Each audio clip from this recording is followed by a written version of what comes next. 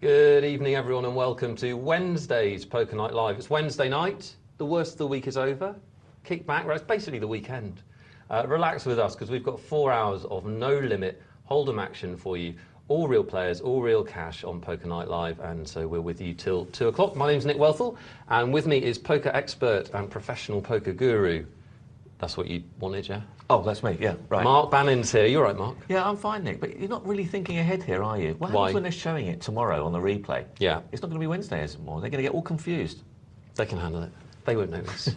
Guys, we've got stacks of new features for you, which we've been introducing over the last couple of weeks. I do hope that you're enjoying them as much as we are. They'll be on the show tonight, and as ever, the mix of cash and tournament games. One thing never changes, though. This is your show. We're live, interactive, and what we talk about will be dictated by you guys. How do you do it? Well, you can get in touch lots of ways.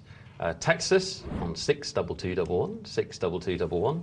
Doesn't matter if you're a beginner, if you're new to the show, if you're a professional player, if you've been with us for months. We would love to hear from you tonight. poker@pokernightlive.co.uk. Mark's been sunning himself in LA, so he needs some tough questions to wake up his poker brain again, don't you? I do, but I've been keeping my oar in. Keeping your oar in. I have. I like keeping my oar in. Always a pleasure. Do get in touch with us tonight, guys. We would love to hear from you. As I said, choice of games tonight. We're going to have some cash, some single tournaments, and of course our multi-table tournament. Mark, let's see what's available right now. Let's go. Let's look through the square window, shall we? Let's have a look. Okay, the first table we've got is a $10 sit and go. This one has just kicked off, as you can see, so still a way to go in that one. Next table is also a sit and go. This one's a little bit bigger. This one's a $30 sit and go. It's a one-table tournament. It's a knockout competition. Last three standing all get some kind of prize money. There's a regular viewer, one of our regular players there, Johan Haren, who's kicking off. Usually does quite well in these. So let's have a look at our next table. This one is a cash game, or a ring game as it's sometimes known. 25 cent, 50 cent, maximum buy-in $50, minimum buy-in $5. What you're seeing is guys playing from all around the world, live on the internet, and they're real dollars they're playing with. And last one is a multi-table tournament. This is a tournament in which over 200 players actually took part. When I say took part, actually still taking part. And this one has got into the second level now, so still fairly early. So lots of play still in that one. And there's our 4 tables this evening. Lovely. We'll look forward to the final of that multi-table tournament. Always one of the high points of the show, isn't it? It is, yeah, it's good fun. Yeah, lots of play and lots of bluffs and moves. Love a bit of that. Yeah, lots of moves. You're full of moves, aren't you? I remember. Just ask my wife. We have got tonight another new feature. Almost too good to them, aren't we? We are. Another new feature, which is that we'll be taking a phone in from one of our ambassadors out in the field, keeping you in touch with what's going on the professional poker circuit. We've got a reporter out in Europe. Yeah. Good stuff. Excellent. We'll have that later. And in addition to that, I will be making my debut on Beat the Presenter. What? Oh, I yeah. want to be Beat the Presenter. You've been Beat the Presenter, Mark. You've been beaten, I understand. Thoroughly. That was my understanding. All right, we won't go there. So I need to join you in that camp of misery. At 11 o'clock, guys, I will be playing online, so you can watch or even participate in that and rip me to pieces. And then at 12 o'clock, Mark will rip me to pieces as he analyses my play, won't you? I'll try. Yeah, lovely. We're all on the same team here at Poker Night Live. Good teamwork. Isn't it? Guys, we're going to play the game that's sweeping the nation. I believe there's a travel edition out next month. Let's play What's in the Hole? That was my big game show intro. Yeah, pretty good, I thought. Almost got away with it as well. Yeah, Bruce Forsyth, watch out. What's in the Hole are a game where you need to guess what cards are in somebody's hole, aren't they? They are, yeah. You've got to guess the hidden cards. It's a bit like Spot the Ball, I guess. I see it as Spot the Ball with poker brains. Yeah, well, you do need some brains, definitely, and you do need some poker knowledge, otherwise You do. It's very difficult. Well, it's all we're doing is what you do when you're at the table, isn't it? Obviously, when we watch the show, we get to see all the cards. Yeah. But when we play poker, we don't get to see the cards. It's much harder, and that's what What's in the Hole's all about. Yeah, well, I have to introduce you to those. I have to introduce you to those X-ray glasses I've picked up the other day. But anyway, that's our little secret. Please don't. Let's please head don't say straight that, Mark. over to people our... will believe you. What's in the hole we're going to do in a little bit, guys. We're going to look at the multi-table tournament first. Let's have a look. We've got, as Mark said, over 700 players. Why don't you give them some detail, Mr. Banin? I shall indeed. Well, there were 238 players who started off this tournament. We're in the second level. There are a number of prizes to be had. First prize is, well, there's 20 prizes in total. First prize is $714. Second, 464, and it works its way down all the way to 20th place, who gets $23.80 for their $10 entry fee. So quite a lot of players, and a nice prize for $10. You can win 700. So, but it's not going to be easy. Definitely not going to be easy. You've got a lot of players to get through, and you're going to have to be very, very focused over the next. These usually last around 3 hours or so. So you'd be pretty focused for 3 hours. No mistakes allowed. If you do make a mistake, the key is to then get lucky, isn't it? Strategically, that's what you're looking for. Yeah, or alternatively, if you're going to make a mistake, make it against someone who really doesn't put a dent in your stack. That way, they're the best ways of surviving these mistakes. Yeah, multi-table tournaments have been described as basically there are traps along the way, aren't there? And it's all about avoiding traps, avoiding pitfalls. Like you say, the person that makes the least mistake very often wins one of these things. Yeah, absolutely. My brother told me a good sounding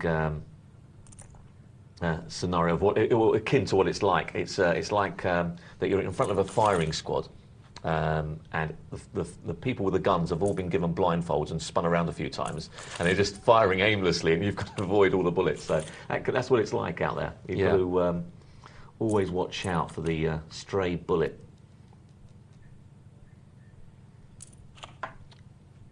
We're going to skip round a couple of tables early on in this multi-table tournament. Let's have a look around. 30 tables involved, so a whole lot of action going on. There's a Poker Night Live regular, L Pig, on this table. Actually won a multi-table tournament that I covered about a week or so ago. Yeah, I think he came pretty close in the one I did as well a few days ago. He came, I think, third, if I remember correctly. Yeah, well, thereabouts. He'd done pretty well. He certainly hit the final, and I think he lasted quite a while. So, yes, he's an old hand at these, and he's obviously started off pretty well. These guys start off, I think, with 1,500 chips, and he's already tripled up. So he's in good shape for only 2 levels in. Yeah, so, absolutely. Wouldn't be the biggest surprise in the world if we saw him at the final again with that good start. Yeah, he might lose a few here, though. He might think that his jack is good. Let's see. I think he can fold for 30. Oh, well, that's why he's getting through. He just tripped up on the turn, and he's going to glean a few more chips out of Sophie Viney. Is that? Yeah. Well, only 150 more to Sophie Viney. Tough to throw this away. Actually, Sophie didn't put her chips in. So a nice little coup there for Elpig. It's one of those horrible ones where you sort of think, well, I probably should call, but I'm not going to be massively surprised when he turns over his cards and I'm beaten. No, you pretty much know what's going on, don't you?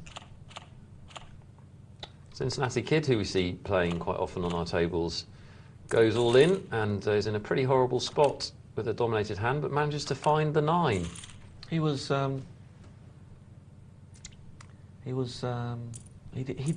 did a nick. Did you see on the button? He folded a pair of 7s. Elpig. Did he? Yeah, good player. For 300, surprising actually, for 300 odd chips, wouldn't have made much difference to his stack. Well, from what I've seen, Elpig is a pretty decent player. He certainly played a good final table when. Well, he won, didn't he? So that's always going to bias you slightly. But in terms of his play, I thought he was playing a pretty decent game. Yeah, he must do. To be keep making those final tables, you must be playing a blinder every time. Keep it going, Elpig. And King Queen takes the money by virtue of a little better kicker. Well, we're going to dip in and out of that multi-table tournament to keep you informed on its progress, and then we'll watch as much as we can of the final table when we get there. Always a lot of fun. Do stay with us for that, guys. And if you're in the multi-table tournament tonight, we'd love to hear from you. Heck, we'd love to hear from you wherever you are. 62211 on the text, poker@pokernightllive.co.uk. On the emails now, we're going to try what's in the hole again. Okay. And see if the magic works this time. Let's put some magic out there. Let's have a look at what's in the hole. The game that, if reports are to be believed, is now overtaking angling as the nation's favourite leisure pursuit. Okay. That's my understanding. What you're trying to do, guys, couldn't be simpler. All we need you to figure out is what has Frankie Doodle Dandy at the bottom of the screen there got in the hole. Now, we don't expect you to figure out his exact cards. What we're looking for is what is his holding. So at the end of this hand, does he have nothing? Is he bluffing? Does he have a set? Does he have full house, a flush? What does he have? If you want to guess his exact cards and be flash, you can. And we will keep track of winning entries, and they'll go onto a leaderboard, and we'll have a monthly prize. So he's raised pre-flop, and he's going to be playing against Clay. This was carried over from last night, and we'll announce the result of it at 12 o'clock. So he's raised pre-flop, Mark. We've already got him on what should be a decent hand. Yeah, it was quite a significant raise, wasn't it? 4 times the big blind, so it doesn't smell of a big hand, doesn't smell of aces or kings. It smells of something different. But he's pushing it, whatever it is. yeah, Maybe he has an overpair. Maybe he's flopped a set. Maybe he's got ace-king and he's pushing it through. We want to know what you think it is. Couldn't be easier to enter, guys. Bit of fun. You can text hole, your name, and your answer. 62211 on the normal number. Are you going to enter? my mobile doesn't work in here. Right, well, you can enter in a break. Can I? Yeah, Okay, I'll let do you. that. Guys, we're going to go to a single table tournament, $30, I believe, so a prize worth winning. Let's have a look at our single table tournament. 8 players all gunning for that first prize, which will be 50% of the buy-ins of the 8 players. So on this occasion, we're looking at $120. Fast maths, Mark Banin, thank you. Frantic has lived up to his name, has got very frantic, and has got rid of all his chips. And we're going to be a man down in the first level. We are indeed. Now, I need to be watching this quite keenly, don't I? Because I'm going to be playing in one later. Yeah, you probably will. I wish You're I'd been playing. listening all these months. You haven't been. I wish I had now. What, to who, though? To you guys and, Okay. and myself. I might have picked something up along the way. 7-8's a good hand, Nick. That's what 7-8, just writing that down. 7-8 offsuit, though, remember. Okay, that's a tip. See, watch. Kiev, what's the matter with him? You'd been re-raising, wouldn't you? Clay. It's not even Kiev, Clay. Yeah. Clay. That's Beat the Presenter coming up at, well, I will be playing online at 11 o'clock against 7 of you lucky punters. And then at 12 o'clock, myself and Mark, mainly Mark, will be analysing my horrendous mistakes. Sorry, my spectacular poker strategy. Well, I've got faith in you, Nick. I think you're gonna. Really? I think you're gonna take this one down. You know, I'll be happy with first. Yeah. So it's not a bad card for Jungalaris. Only got to really be worried about that queen. And the ace is unlikely to have an ace. Queen is the only card. Doesn't have to worry about a 5. It's unlikely to have been in there with a 5. So play a little bit softly, a little passively.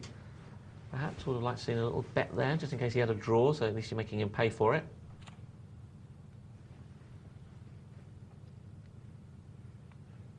And those 4s are pretty vulnerable, obviously, to any overcard. So don't give him any cheap cards. Go ahead with a 6-3. I'm sure he won't be playing this. In fact, there's really not much of a hand here at all. Well, Charwell's got the 9-7 suited, and he's got first bluffing rights. And Gula has no part of that at all.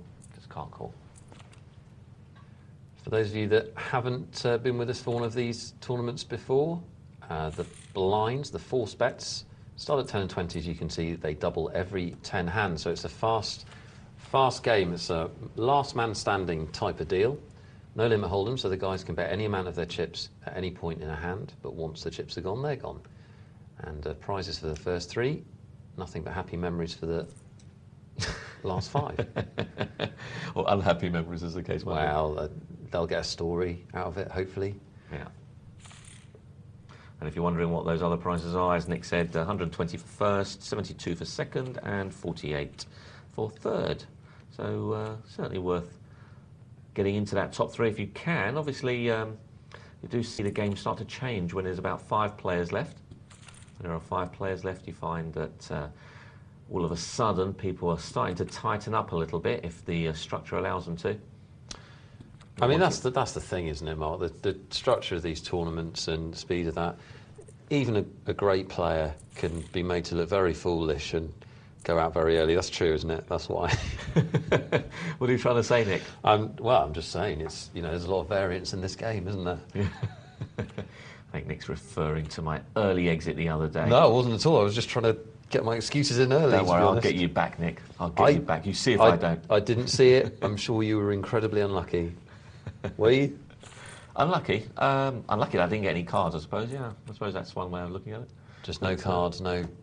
No, unfortunately, they weren't. No drama. Part of my strategy for these is the fact that I rely that in the first 2 or 3 levels, at least a couple of them will get knocked out. It means that the button's coming around to me that little bit quicker, and it means that I can, you know, I got position a lot of the time, but as no one got knocked out throughout the first, I don't know, 5, 6 levels, it made it very, very hard. Well, the button was taking its time to come round, and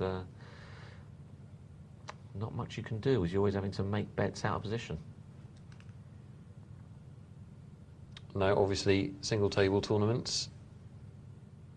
Any one single table tournament is not going to give you, if you win it or if you come last, it's not going to tell you too much about your play, is it? It's well, I think it does. These are fast affairs. You think it does? Yeah. Well, you went out, Mark, so careful. This is what I mean. Because in the first 3 single table tournaments that I ever played, the first sort of game. Well, I did play some cash just before that, but I actually won. So that means maybe I'm going in the wrong direction. That's worrying. Was this online or? This was online. Yeah. I played 3 in a row. So my introduction into tournaments, and I won all 3. I thought, well, this is easy. That's pretty difficult to do, isn't it? It was. I couldn't believe it, and that's so I got a good grounding. Because at the time I was playing on the sites I was playing at, there were no multi-table tournaments. They were all single sit and goes or cash. And I'd like the competition within sit and go, so I changed focus to total sit and go. So I became almost like a sit and go specialist, I suppose. Well, he's got a straight there for Jungle Heiress, 9-10 Jack Queen King, and that's going to take it down. I first played in a one-table sit and go when they were called satellites, way back when. You're showing your age. You're showing your poker age now. I am. I played at the World Series of Poker. Absolutely fantastic satellite action, because players that aren't actually that good want to play in the bigger tournaments. And there's only one prize, though, isn't there? There's only one prize. It's winner takes all. But obviously, you can do deals. Yeah, last 3 or last 2, you do deals. And yeah, they were a lot of fun. And you used to. I mean, I played. This is the thing about poker. You can play some of the best players quite early on in your career. I was lucky enough to play some named players, some very good players, because they were playing in satellites, which is a great experience. I recommend, do recommend going out and playing. I'm sure it's still the same, going out and playing in the satellites at a big tournament. Yeah. Because you'll get great experience. Yeah, you don't tend to get so many of the big names now. Because they're all sponsored and everything else, so they don't play. Absolutely. But you still get some named ones. I mean, for example, I remember, it's like you said, I remember when I first started in my poker career, I hadn't played very much up to this point, apart from local stuff. And I was sitting at the Vic, and for a £1,500 ticket on a single table sit and go satellite with Marcel. And I was so pleased when I knocked him out, Marcel Lusk. I was so pleased when I knocked him out and outlasted him, and that was it's a great feeling, isn't it? It was fantastic. It was better than winning the ticket. It really was. So it was good fun. It can be great. I remember when I first knocked out the first player I'd ever beaten who had a bracelet. I thought I was a genius. This means I'm better than a world champion. That's what that means. Who did you beat? I beat Mel Judah. Oh, did you? Oh, Mel. He's a very good player. Yeah, yeah, Mel's good. Far better player than I'll ever be, Yeah, I'm I know sure. Mel well. Yeah. But yeah, you can I'll do tell that. In a one-table tournament, you can do that. I'm sure he won't remember for a second the uppity Englishman who beat him 7 years ago in a flight. Ace-Jack for Charwell. That's going to be good enough to take the blinds.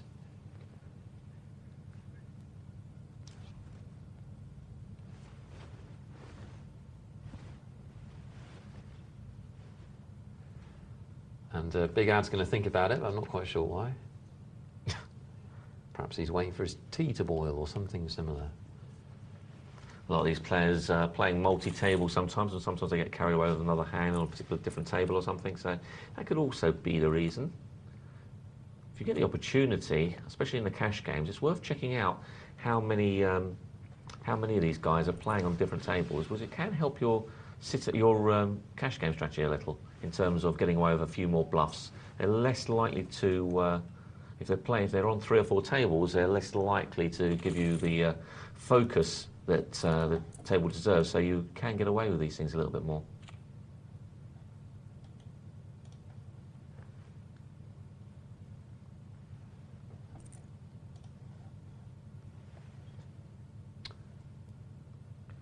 Charwell raising it up.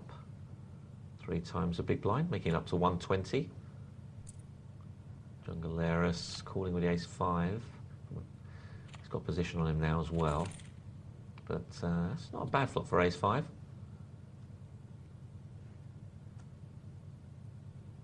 But it's not it's not the hand I'd want to be calling a raise with, position or no position, because Jungleris can't possibly know if Charwell's got an ace in his hand, in my opinion.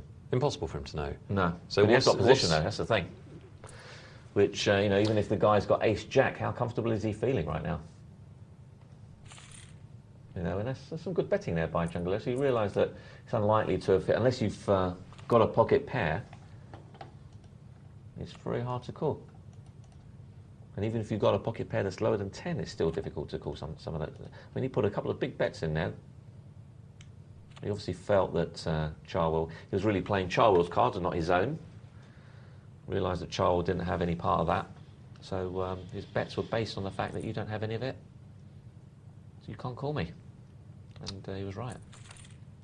Now, Mark, since I last saw you, you've been playing some cards in the City of Angels. The City of Los Angels. Angeles. Yeah, what a place. That's exciting. Yeah, you've been there, haven't you, Nick?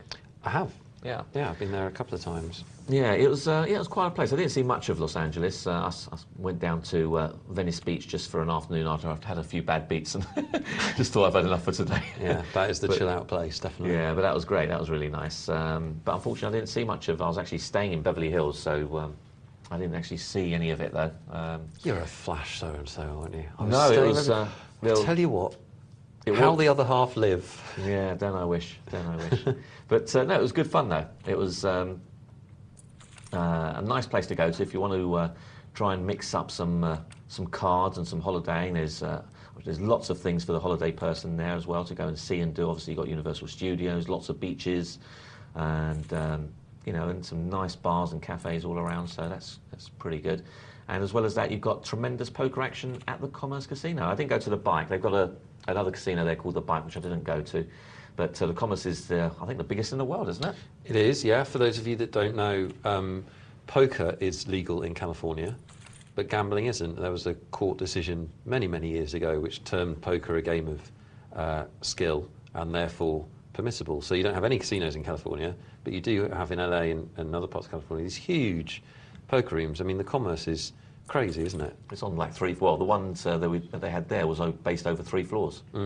So yeah, it was a huge array of tables. I mean, you can't compare it to the World Series because you know but that was just a one-off scenario for a month. They hired out. They had this giant room and they put all the tables in there. But you know, this goes on all the time, and this is every night of the week at the incredible Commerce. Action.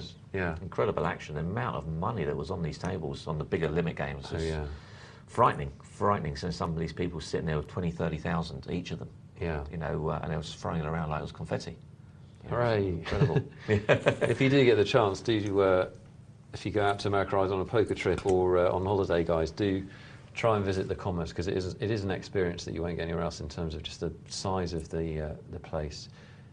And the action was Loose as a goose, yeah. lovely. Yeah, very, very loose. The players there, they play like they've either got, they're all millionaires or they just like playing on the play money tables. It was really incredible, the way, the style of play. So it does take a little bit of adjusting. You can't go in and play a normal game. You do need to adjust, and it took me a day or two to adjust to how they were playing, because it's all well and good just having a few loose players on the table, but when the whole table is, you know, excessively loose, it's you do have to adjust your game. You can't just do the normal stuff.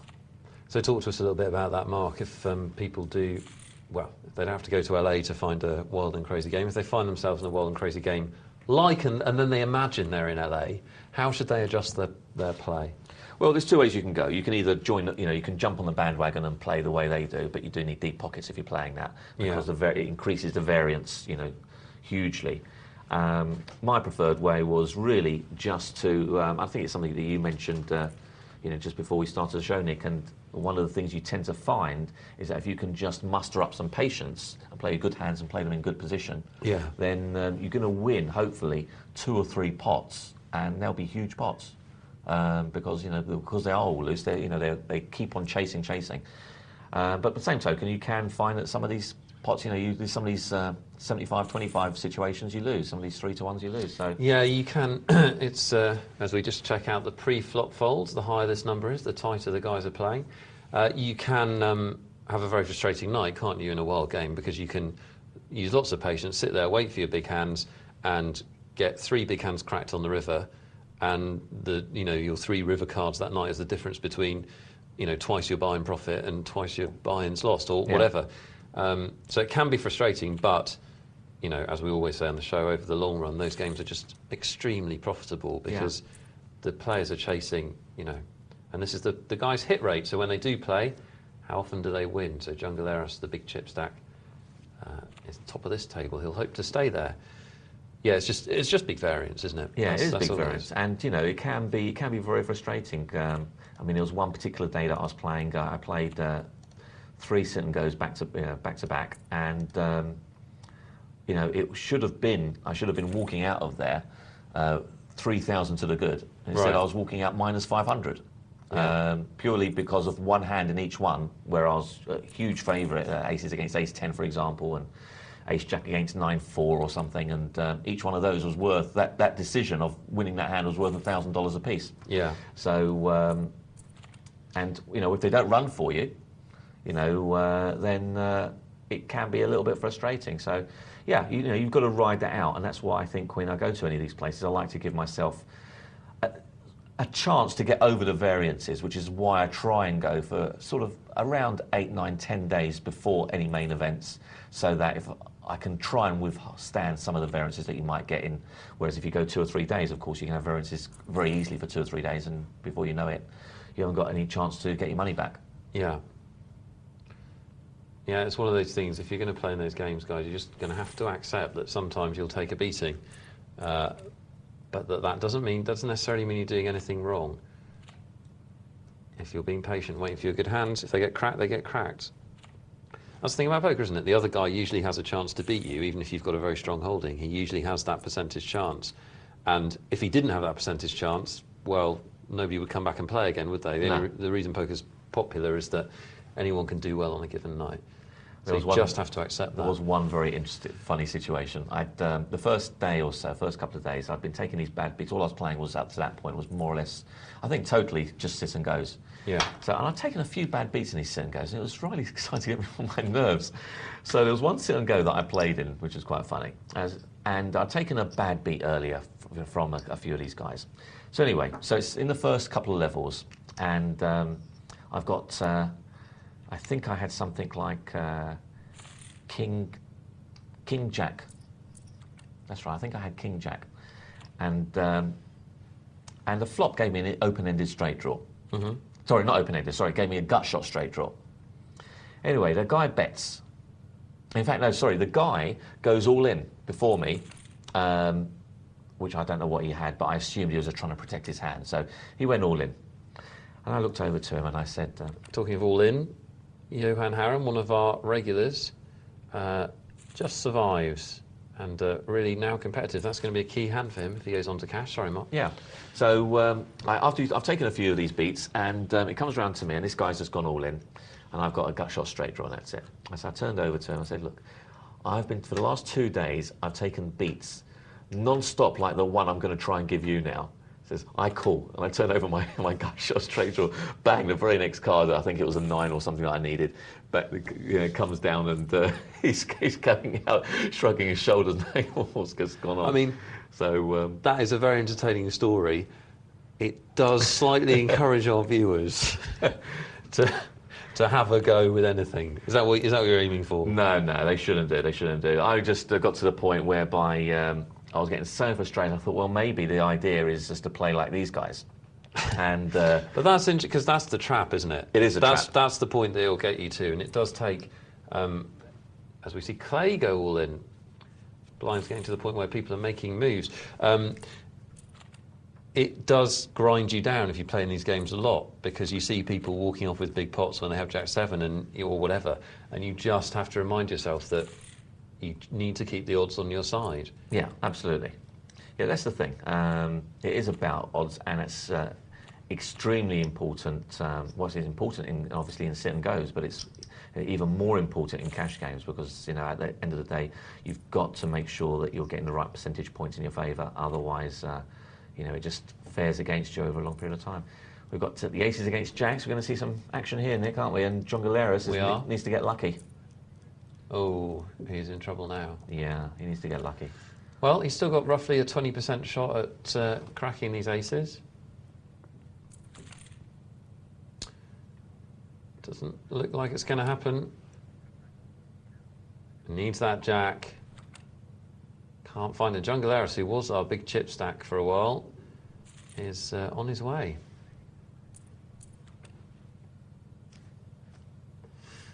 We're going to take a couple of emails in a second, guys.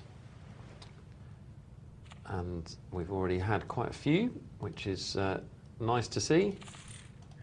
Does mean there are a lot of people waiting for me to embarrass myself in the sit and go in a minute, but that's fine, it's all good.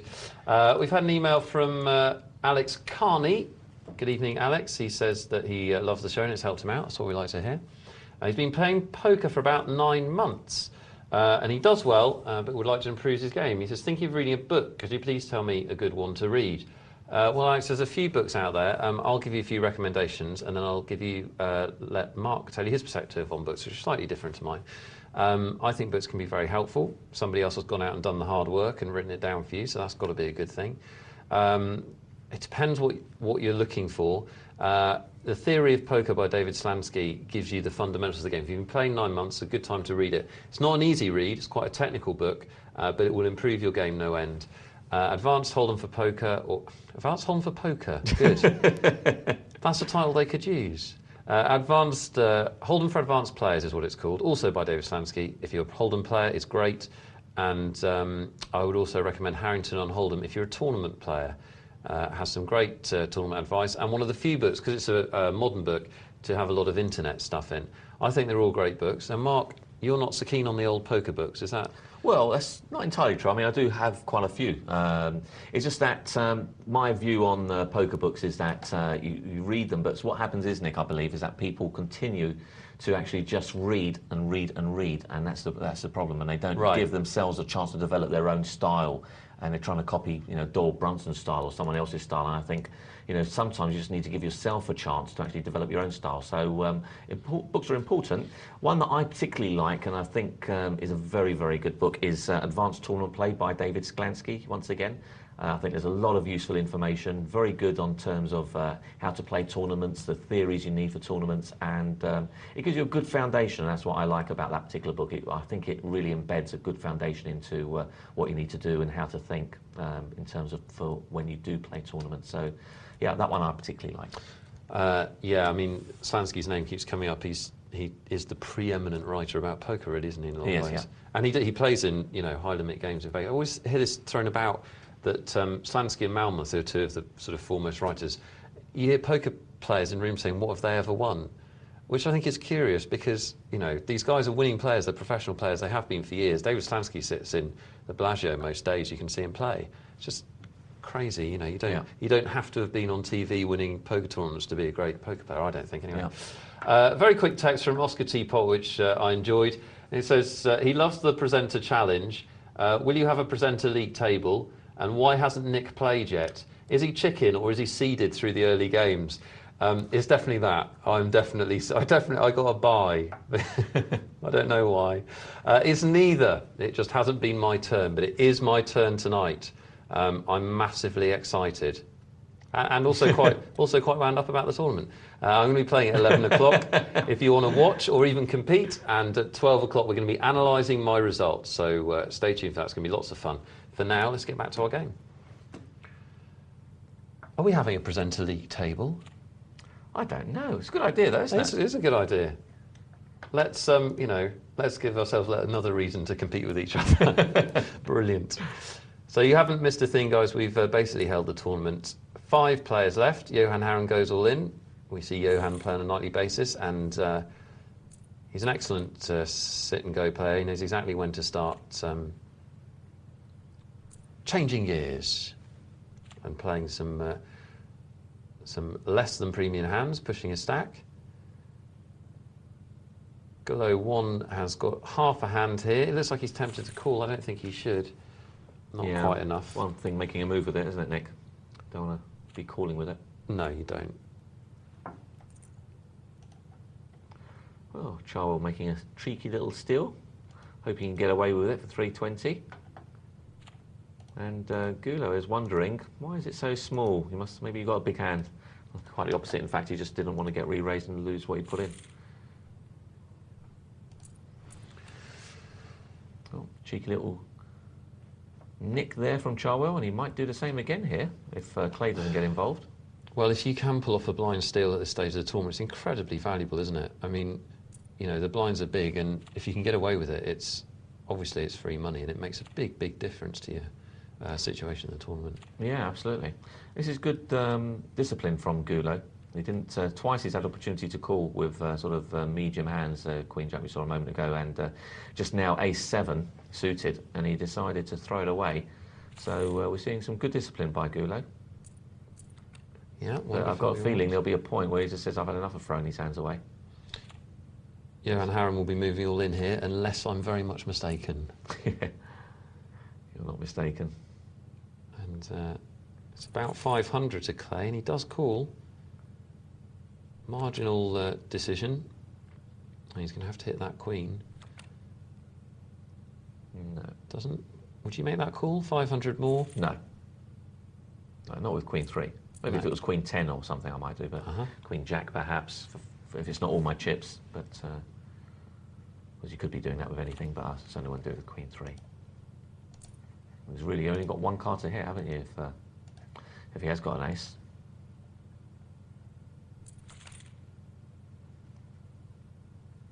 Pair of 8s for Clay. Ace 10, he needs a jack or an ace or a 10. Doesn't come. So the 8s will take that one down.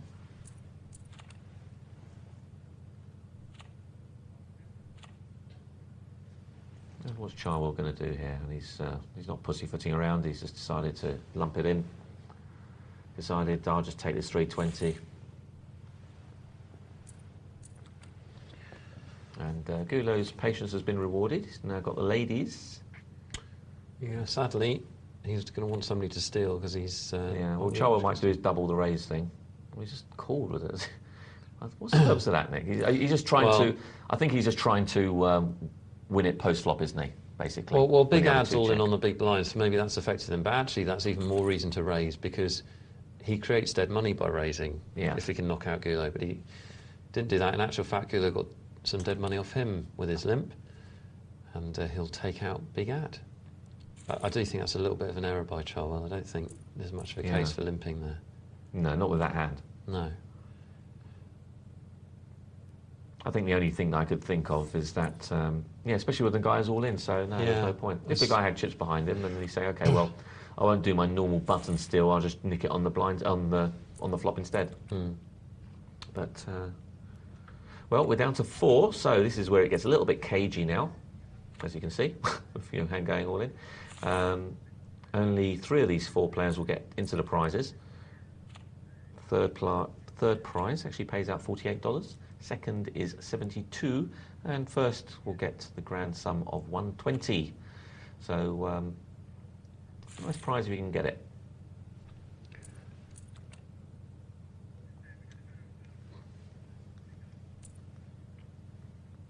Well, there's your Queen 10, and powers his way through. Takes 480 onto his stack. Very welcome indeed at this stage. Very competitive, isn't it? Anybody's tournament, and anybody could go out next, really. There's no dominant stack, although Charwell, with that pot, is the biggest stack now. What a time to be dealt kings, my goodness. Now, Gulo, being under the gun, might decide to move. Yeah, he has. Yeah, it's unfortunate for him. Well, he needs that ace. He's got a shot. He has indeed. And less of a shot now. Running spades, perhaps. Well, he's got a 5 as well. Oh, there you go. Pair. Only a king or a queen will save Clay. It's unfortunate for Clay. Can't do much more than that. No, he was unfortunate, was he? And these are our money winners. Gulo slightly fortunate, you can argue, but then he wasn't doing anything wrong, raising with the ace. No, four-handed. You can't wait for the blinds to eat you up.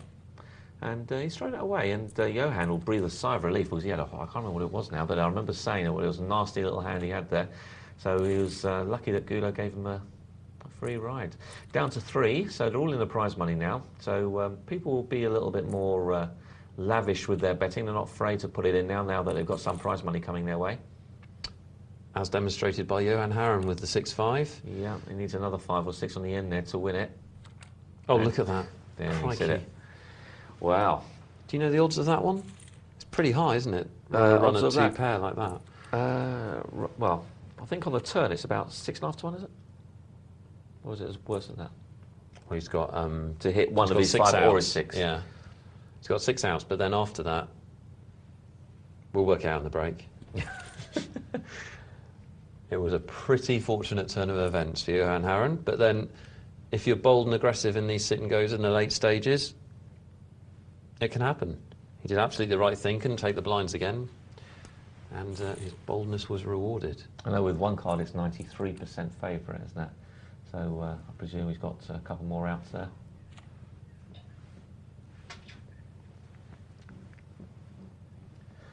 So Charwell's picks up, he's not going to let this one go, I don't think. 7-5, well, he's done this. A horrible hand for Charwell to have from Johan's point of view, isn't it? Yeah, he needs that 5, and only a 5. And let's finish that one off. Jacks and 7s now, Johan. Johan's hanging on by his fingernails. Well, we're seeing if these two can go to war, and they can't be that crazy, can they? Well, it looks like he. Well, I don't think Gulo will do anything here. No, fortunately for. Oh look, 2-7-8. They must know you're on tonight. Yeah, Queen 10. So they need a 9 between them, and there it is. Diamond gets him out. It does, yeah. Diamond will get him out of this, or a king, or an 8.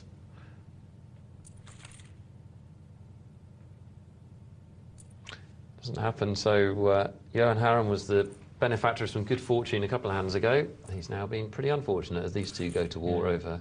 You see, you can't take on 7-8 with a Queen 10. Just doesn't. It's not going to work. Far superior hand, right?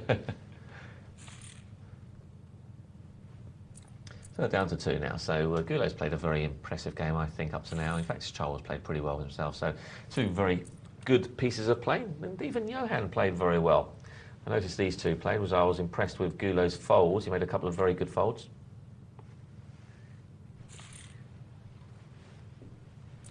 Well, Gulo's slightly behind, but the blinds are so big now, it really is anyone's tournament. Has to push with his ace, and Charwell calls with the Jack 10. Oh, he's got an inside straight draw. A lot of cards will help him now, and that's not one of them, though. Yeah, I'm just wondering about that call with Jack 10, I don't know. I was going to say, a lot of people don't realise it looks very nice, but at the end of the day, it's Jack high, isn't it? That's really what it boils down to. Really isn't great heads up, is it? No, Jack high. It's not very good at all. But so many people do it. Oh, look, they've got exactly the same hand. Yeah, they will chop this up, and Charwell will live to fight another blind. That's about the extent of it. Yeah. Oh, what a hand to do it.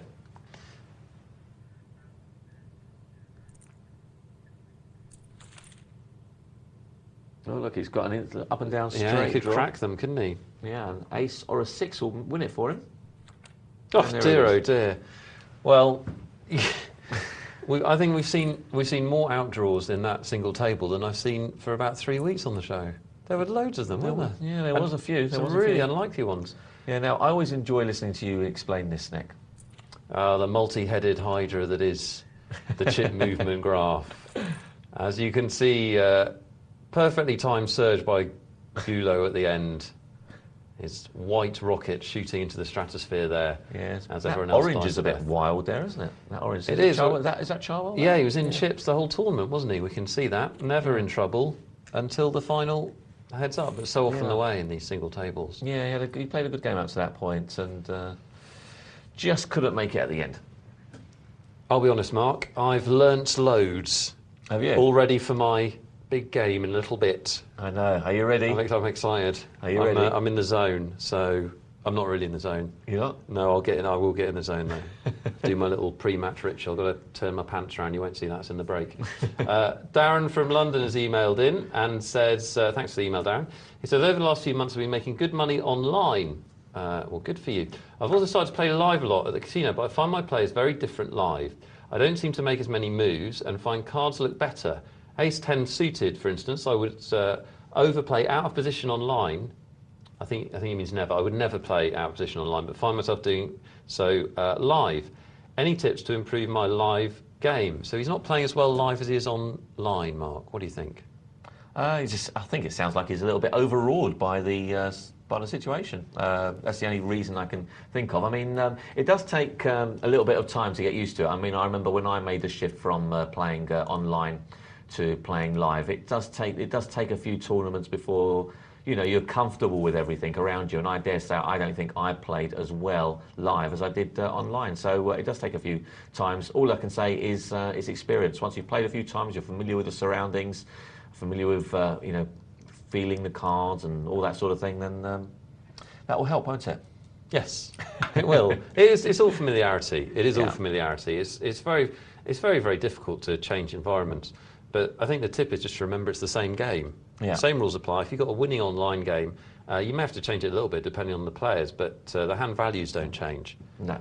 Ace 10 is rubbish either way. That's the truth of it, isn't it? Yeah, absolutely. We got a text from Brumscum. Hello, Brumscum. He says, great show. 2 questions. What's the River Principle? Well, the River Principle, has Dr. Tom got the copyright on it? I don't even know what that is. Do you not? I've never heard of it. I think Dr. Tom's invented it. The idea is that you don't, if you're last to act on the river, basically last to act, you don't make a bet that will only be called if you're beaten. So you don't, for example, if a flush has come on the river and you're holding top pair, you wouldn't bet because the only way you'll be called there is if somebody's got the flush. So that's the River Principle. And second question, I very rarely play cash games. Is it still worth me taking notes on players as I see very few hands? Notes on players, Mark? We don't have too much time. If you're not playing cash games, on tournaments, anything will help. It can't do you any harm. So why not, if you get some insight into their tournament strategy, why not give get some notes, and hopefully that might help you play them next time you come across them. But yes, you're right, it won't happen that often. But it's a good habit to get into, isn't it? Yeah, I mean, absolutely. when you do brilliantly, as we know you will, and you start playing higher limits, then you'll be playing with the same players a lot, and you then need to have been in the habit of observing and remembering. And yeah, I think it is an important thing to get into the habit of. Guys, we are after your texts and emails tonight, and you can ask us about anything you like. 62211 is the text. poker@pokernightlive.co.uk is the email. I'm now going to play a single table tournament. Whoopee! We're all excited. Join me online. But for now, another new feature as we talk to one of our Poker Night Live men in the field.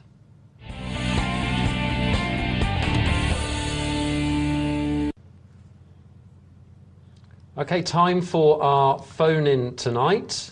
Let's see who's on the line, Mark. Yeah, let's do that.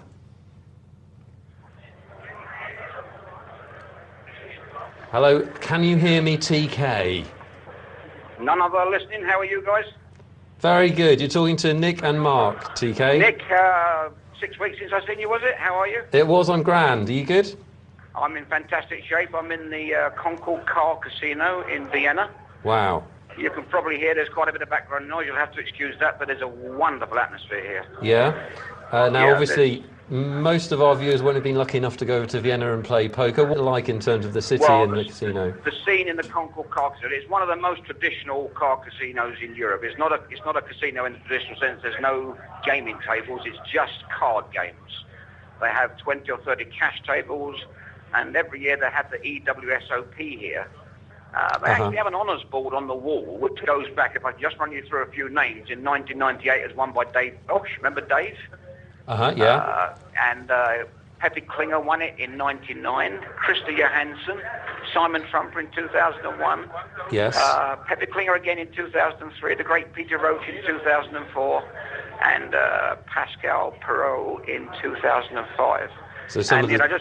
Just wandering around this room, there is some incredible invasion of Brits. I can see Nick Rezamata from Poker Europa. Yeah. I can see Nottingham Nick Gibson playing the cash.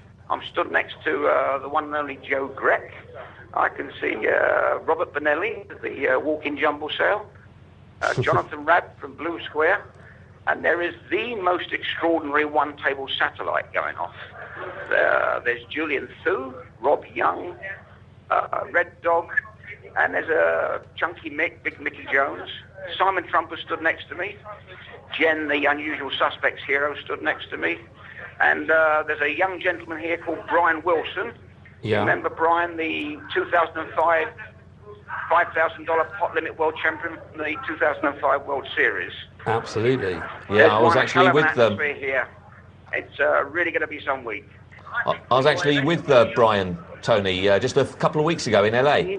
No, you met Brian in LA? Yeah, he was in LA. Well, I first met him in St. Kitts, and then he was one of the few people I knew in LA just a couple of weeks ago. Did he behave? And you met him in LA 2 weeks ago? Yeah. So he gets around. He gets around as Brian. And you met Brian in LA originally, or at St. Kitts? Yeah, no, St. Kitts was first. I met him in November, December in St. Kitts is where I first get to meet him through the Woodland. He's larger than life, isn't he? He is, yeah, and he's got an unusual playing style about him as well, hasn't he, Tony? Well, his signature hand is 7-4, and that's the hand that made him famous, if you like, but he's got an extraordinary game. He was taught by Dave Colcroft about 2 years ago. He played cash games at home, and he wanted to go on the tournament circuit. He bumped into Dave one day, and he said, "Can you teach me the game?" So Dave spends a lot of time with him. In the end, Dave wrings his hands in frustration and says, "You're never going to win a thing, Brian. You're too loose." He goes to Vegas for the first time in his first competition, wins his bracelet. And he's worn that bracelet non-stop from that day to this. It's well, we all would, TK. It's on his arm now as I see him, and I'm very, very jealous. Yeah, absolutely. It doesn't sound like there's a lot of value in the room, mate. It sounds quite competitive. No, the only value in the room is talking to you right now. Oh, well, you're in serious trouble if that's true. I mean, they insisted I sat down with them, and I don't know whether I was being kind or whether they just saw some value there, but I suspect it's the latter. But no, you've got to be a bit careful here. It's really serious competition. The thing about it is, the most extraordinary atmosphere. Have you been here, Mark? No, it's one of the few places I haven't been to. I was going to go last year, but it was an EPT event, and I think it sold out before I booked my ticket, so I didn't bother in the end. It's not an EPT event this year, though, is it? It's not an EPT this year. Last year, the event was won by Pascal Perot, but you might remember that young Simon Nova, it was his first major final. And I think he finished 7th, but he rather let himself down. He didn't play his game. Yeah. And that was the competition in which Pascal Perot, about 4 tables out, had a decent pile of chips, and he managed to get them all in with King-Queen against Pocket Kings, and the flop came Queen-Queen bit. Okay, TK, we're going to have to wrap it up there, but we're going to be checking back in with you later in the night, so don't wander too far from the phone, yeah? We've got lots to talk about. Good stuff. We'll speak to you in a little bit. Well... Good evening and welcome back to Poker Night Live. You're watching Poker Night Live with myself, Mark Prince Charles Banin, and Nick Wealthall. Now, just before the break, I believe you had a little encounter with Nick trying to get onto the tables, which you still trying to do, I believe. I'm just trying to get a seat. I know the guys are keen not to play me. A little bit running scared, to be honest, fellas. You know, let me sit down and play, please, mummy. I want to play cards. You want to play some cards? Okay, here you go. I think he's letting you play in there. So, while Nick's getting onto the tables, let's head down to our multi-table tourney and see how these boys are playing out, and then we'll come back and do some emails, if that's possible. Okay, so we'll just have a look how these guys are doing, and then we'll just take some emails. Don't forget, I'll give you a reminder of how you can contact the show straight after this multi-table tournament. So we're up to the blinds are 100, 200, so it's starting to get a bit more juicy now. Started off with 238 players, down to a final table. As you can see, there's 8 players on each table. So when we're down to 8, we'll be looking at some decent prize money. Well, there's 68 players remaining at the moment, so we're at a crucial point because we're getting closer to that 20 mark, and of course when we get to the 20 mark, it does mean that players are starting to get into some prize money. So it's always a crucial time between around, not so much around 68, but around 30, 35. That's when people start playing very, very carefully.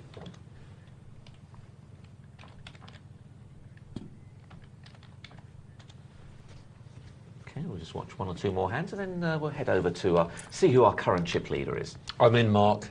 Ah, congratulations, Nick. Thank you, guys, for letting Nick sit down. Keeps him out my hair for an hour or so.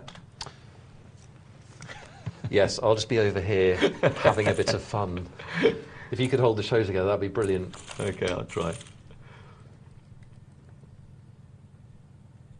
So not a lot there for our players. 8s against 9s, not a lot you can do. So that's 7-8 suited for Chi-Chung.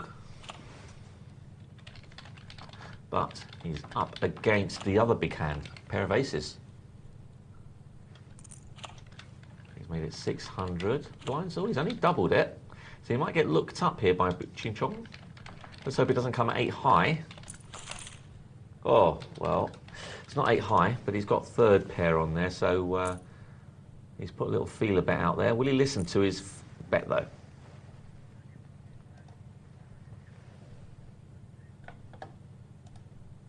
So top of the leaderboard, just having a quick scan through. Seems very, very tight up there, so we'll have a look at that in a moment. And he's put that down. Well, that's a good play by Chi-Chung. He didn't hit the kind of flop he wanted, so very simple, throw it away. You put a little feeler bet, you asked a question, you got an answer. That's it, well done. Let's head back, let's head over to our chip leader and see how he's sitting over there. And you can see that is Ace Jules is our chip leader. And he's got 15,635. And not too far behind him is Better Lot with 11,400. That is a good position to be in because normally the crunch time is around 10 times a big blind, around 7 to 10 times a big blind. That would put you on 3,000 chips. So as you can see, he's got 5 times that amount. So, you know, he's got something like around 50 times the big blind, which is in a fantastic position to be in for this stage of the tournament. Usually, it's very rare for a tournament for you to have 50 times the big blind, but he's got it, so he's in good position. Let's see if he can hold on to it.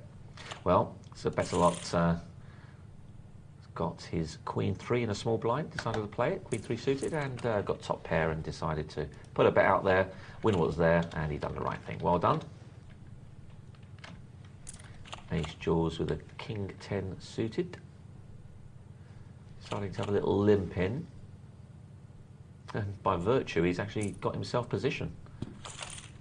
Oh, that's not a bad flop for King 10, is that? King 10 suited, that is. Worked out very nice. Got the overcards plus the flush draw. So he's looking, I'm sure he'll be betting out here. You're doing a brilliant job, Mark.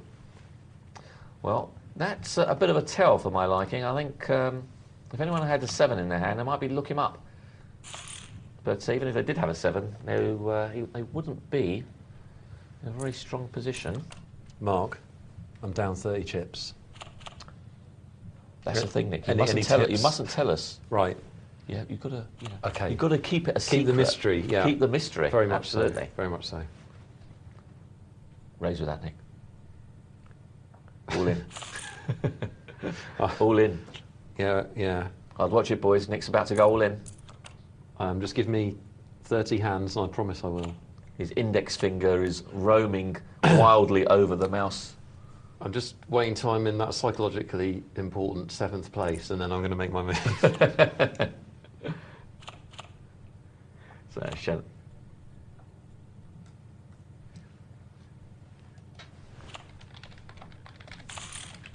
Shannon Ace taking it down with a small raise there. Ace 10, not the greatest of hands, but he does need the chips. He's got around 13, 14 times a big blind. So better lot, limping in with Ace 6 suited. Well, he's just fortunate, really, that no one's got much of a hand to challenge him with. But that's about it, I suppose, for a better lot. Apple Fairy didn't want to take any chances that he might get outdone, so he just bet it out on one what was in the middle.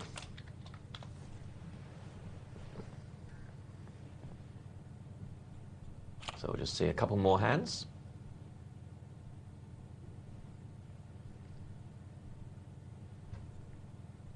A couple more hands, and I think we'll take some emails from you guys. Just before that, I'll let you know how you get in touch with the show. Now, Ace Jaws has got a... Well, he's taking a bit of a chance there because he's wondering what's the better lot has limped in with, and he's just got his answer. Not very much, and it's a surprising call there from Sir Bettelot, out of position, early position like that with 5-6. Right, I think it's time for some emails. Don't forget, if you want to contact the show, there are various ways you can do that, and just see if anything happens here before we do that. Make this the last hand.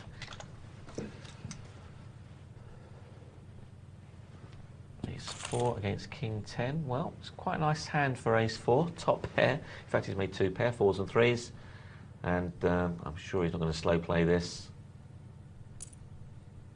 No, he's not. And Ace Jaws, nice getaway. He could have easily thought that his King 10 might be winning.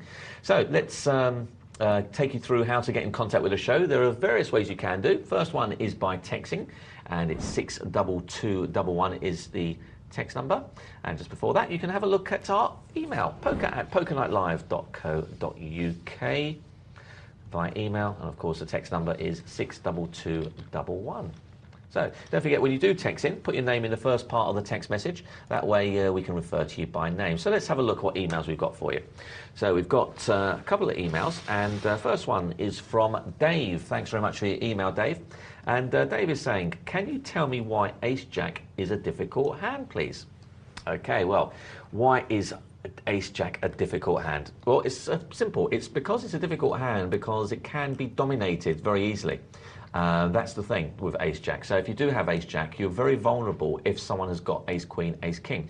And the problem really lies is when you're calling a raise with Ace-Jack, because a couple of things will happen. If you're calling a raise with Ace-Jack, there is a possibility, obviously, that someone could have a pair, but there's a stronger possibility, perhaps, that someone's got Ace-King or Ace-Queen, which means you're in a bad situation, which means if an ace does flop, then you're going to start spending some money. So that's the problem with Ace-Jack. The flip side to that is if you make Ace-Jack into a raising hand. So you're the first one to act. You put in a 3 times the pot size, 3 times the blinds, and you get called.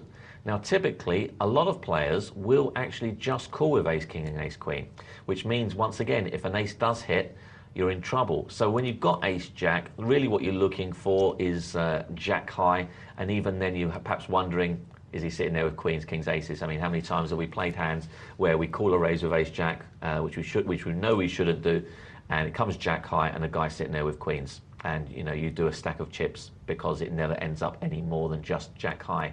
So they're the things to watch out for with ace jack. Very deceptive hand. It's not as good as it looks, and you do have to play it very, very carefully. Always keep in the back of your mind that guy could be on an overpair. He could be on ace king, ace queen. Just be aware of that, and take note of the betting if it makes it sound like it could be an ace queen or ace king. So watch out for that. Mark, can I give a shout out? I want to give a shout out to Shark Attack and Geordie, who are supporting me, and that's 2 out of about 3,000. How are they supporting you? Well, they're saying, good luck, Nick, etc., etc., etc. They're giving me the love. Thanks, guys. Everybody else on here wants me to go down in flames. That's not very nice, is it? Well, it's, to be expected, but at least I've got 2 friends in the room. Yeah. I'll be your friend, Nick. Will you? Yeah, until I see you later. Yeah, see you thanks, play later. thanks for that. Okay, we've got time for one more email, and I think we will do the one from Ravinda. And it's Ravinda. Thanks very much for your email, Ravinda. And Ravinda says, "Hi guys, thanks for the show. Very enjoyable. Glad you're enjoying it, Ravinda. Thanks for watching. Question. He's got 2 questions. I'll do the first one. I mostly play $5 sit and goes. What level of success should I aim for before moving up to, say, $10 games? P.S. After 100 sit and goes over approximately 3.5 months, I am $165 up." Okay, 100 sit and goes. So it's cost you about $500 to play, and you're $165 up. That's about 35% return. That's pretty good. Pretty good indeed, yeah. That's not bad at all. What I would say, Ravinda, is that a lot of people say, well, a lot of people ask the same question, and they say, well, when is the time to move up? And my answer usually is very simple. You don't have to move up to $10 immediately, but what you can do is you can mix in the odd $10 game. So, for example, you can still play predominantly 90% of your sit and goes can still be $5, but perhaps once a day you play a $10 one. And that way you're moving up at a very gradual pace. You don't have to make the initial jump from, okay, I'm not playing any more $5, I just play the $10 ones, and that'll be all. So you can play $5 predominantly, and perhaps every now and again stick a $10 one in and see how you feel about it. My feeling is if you're doing that well with $5, you won't find that you'll be losing much more on the $10 ones. In fact, you should maintain that kind of level, 30-35%. So keep it going and let us know how you're getting on with that one. On the second point to that question, he's saying, I seem to win more hands in cash games than I lose, but still lose overall due to the hands I lose having more in the pot. Can you help? Yeah, pretty simple scenario. What it means is that you're not winning enough on your big hands. What it is that, for example, I'll give you a typical example. You make a play with ace-king, the flop comes ace-high, and you're probably not giving the guy a chance to catch up on a non-scary board. So what happens is, comes ace-high, you bet out, he folds. So that's really what happens. Anytime you're going to lose a pot is when he's flopped a set and you flopped an ace up there, and then now he's getting interested in the pot. So my advice would be is if the board doesn't look scary, give him a chance to catch up, make a little size bet into the pot just to give him some kind of interest. And hopefully, if he's got some kind of bad draw, he might still call you. And that way you're building the pot at the same time, and that way the pots will be that little bit more juicy. So my take on it is you're probably not adding any value into your bets, either on the river or you're not building the pots on the flop. So that's probably one of the 2 things that I'd say you're doing. And perhaps, possibly, the flip side to that is you're chasing that a little bit too much as well on your draws. So always make sure you get the right odds on those. So back to our cash. I think we were watching a... before we do that, let's do what's in the whole comp. You saw that earlier, and we were watching to see how he fared in that particular situation. Very difficult one, this one. So let's see what's in the hole today.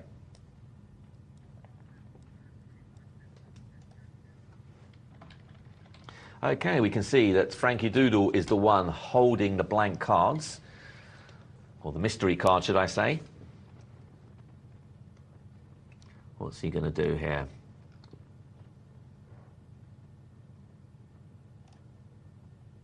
Well, he's raised it up now. That could mean suited connectors. It could mean a decent ace. It could mean a pocket pair.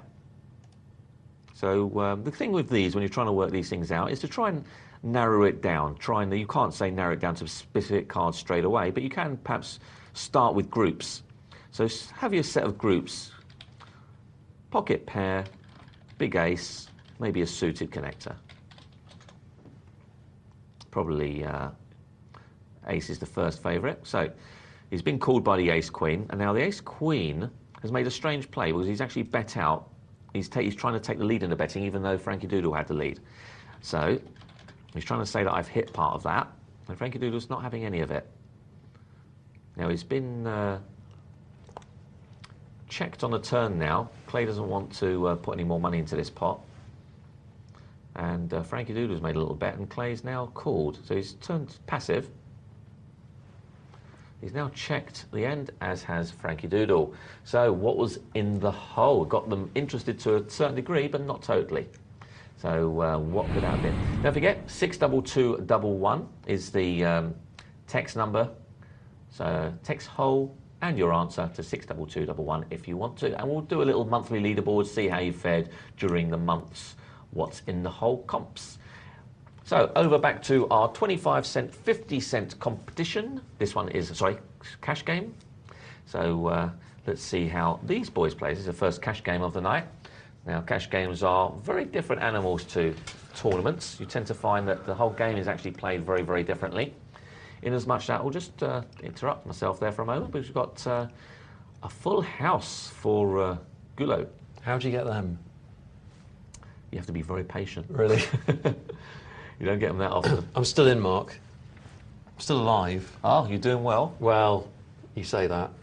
I'm still alive, which is, you know, the first mission, isn't it? First mission, Try absolutely. not to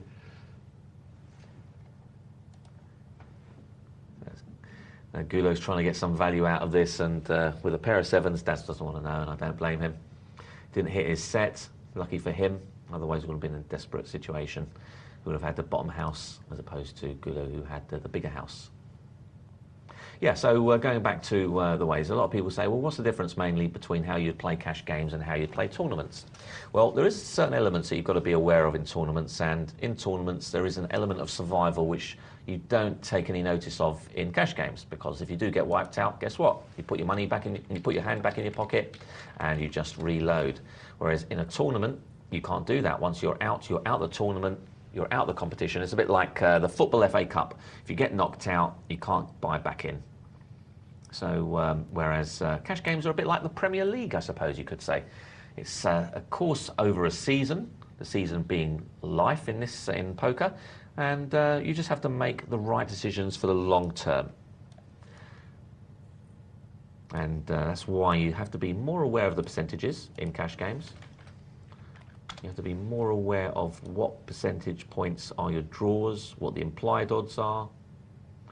And these are things that we'll be touching on throughout the course of the evening. And if you want more information, just tune in over the course of the next few days. I'm sure myself and other presenters will be giving you the world of implied odds and pot odds.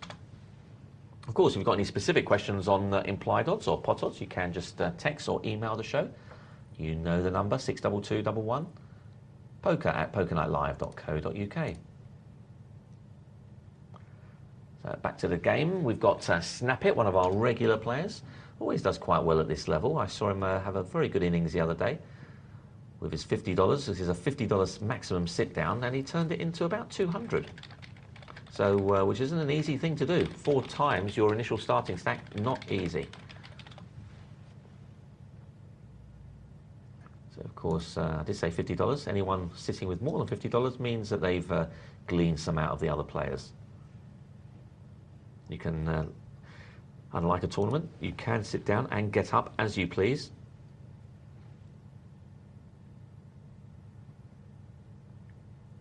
Well, this is not good for Arnoldus. Well, that's helped a little bit, and it's helped because if he has another card over a 9, that'll split the pot, as long as there's no club involved. So at the moment, it's 3 aces, king 9 is the winning hand. So that's going to cause a problem. 3 aces, king 9 is still the best hand. And Arnoldus was a little bit unfortunate there. That the case ace came on the board. He must have thought that his 3 aces were good. And Daz was worried that he had perhaps potential kicker problems. Ace 9 not being a particularly strong hand either. And that's the problem, you see, when you're playing these sort of ace 9s and ace 8s, you don't get much value out of them. Whilst you might win the hand, you never really get a lot of value in the betting because you're never that comfortable about putting in a value bet at the end because you don't really know if you're ahead or not. Whereas when you've got something like ace king, you're fairly comfortable that you've got the best ace out there and that no one's, that you know when someone's got two pair on you or not. So we'll just see how this hand develops, and then we'll have a look at some stats.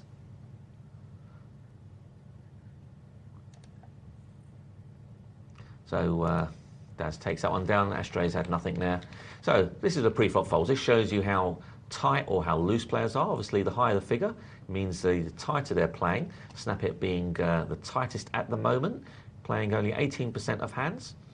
Block's not that far behind, as is Gullo, 77. If you're a new player, you want to be on the tight side, learn that way. If you're a bit more of an experienced player, then you might want to loosen up slightly, play around 25% of hands. Not getting too wild. And as you can see, that translates to how many hands they've won. Blocks, being that he's a fairly tight player, I think he was on one of the top 3 in terms of tightness. He's got 60% of the hands won. So, and of course, that's always going to be the case, generally speaking, because the tighter you are, it means the better hands you're starting with, which means, generally speaking, the fewer hands you're playing. And the fewer hands you're playing with the good hands means you're going to win more of them. So, ace-king there for Ashtrays. That's a nice bet. I like that bet. 150, 3 times the big blind. Doesn't want to scare off anyone. And that's the thing about these cards. These are cards that you want to be playing. You really want people to start calling you with ace queen, ace jack. All too often we see someone dead scared of the flop missing, so they put in such a big bet with ace king that they scare everyone off, and all they win is the 75 cents or whatever the blinds happen to be. So ace king is hands you do want action with. They're not stealing hands. They're hands you do want to play with. You're hoping that your ace queen will call you. You're hoping that an ace jack will call you, or worse. And that you're hoping that, praying that the ace flops, and you can take some money off the guy who wants to play weak hands.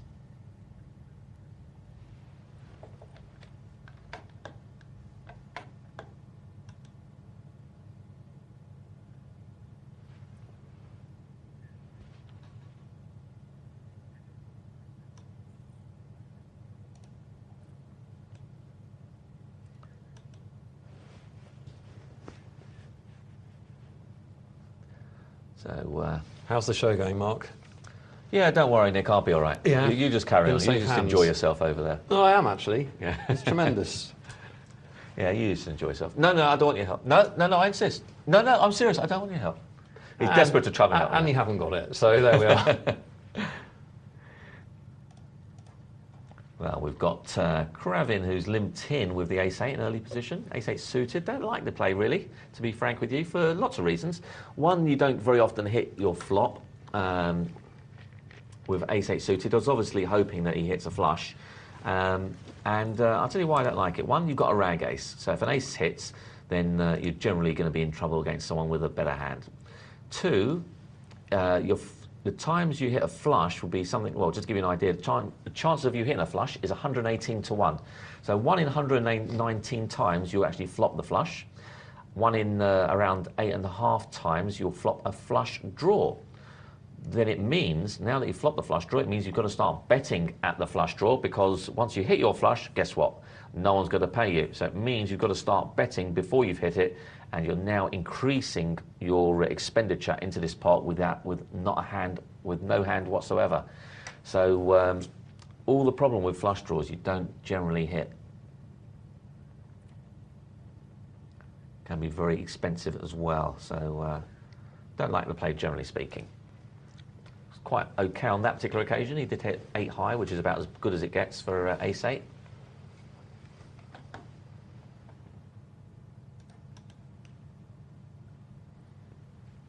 It's fast, this tournament, isn't it? They do go pretty quick. They do go quick, my goodness.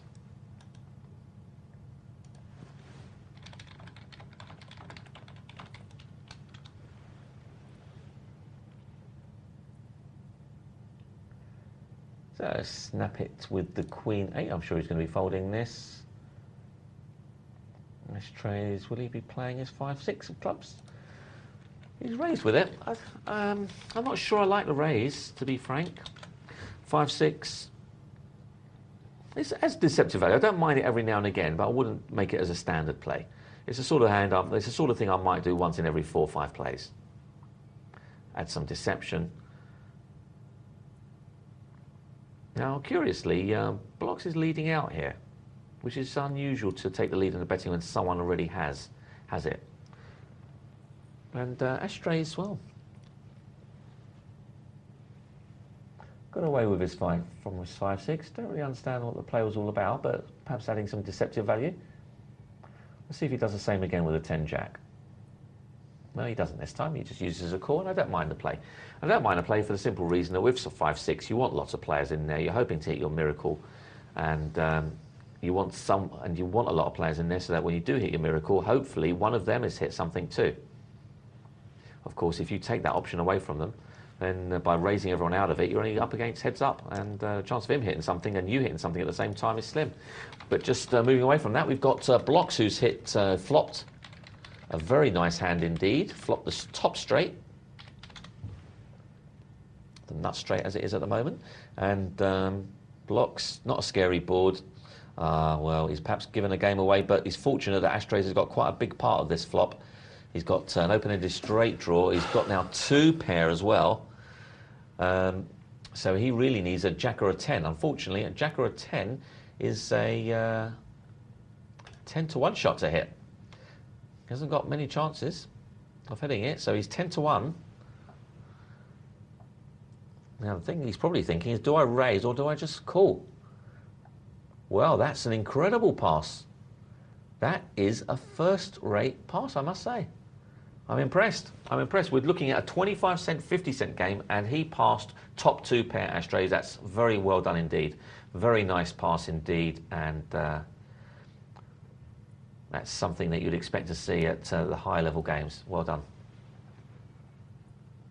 Not many players at this level will pass, generally speaking, but we have seen a very high standard, I must admit. On the Poker Night Live TV tables, we've been seeing a very high standard of play indeed, and it's a credit to all you guys out there who have been watching your play and analysing your play, hopefully taking some notes from the presenters as well, and taking note and adjusting how you play these games. It's come a long way, and that's an inspired pass. One to watch for the future there. Ashtrays, I think. There's 1968. Doesn't want to take too many chances. It's not really a particularly scary board there with Ace, King, 5.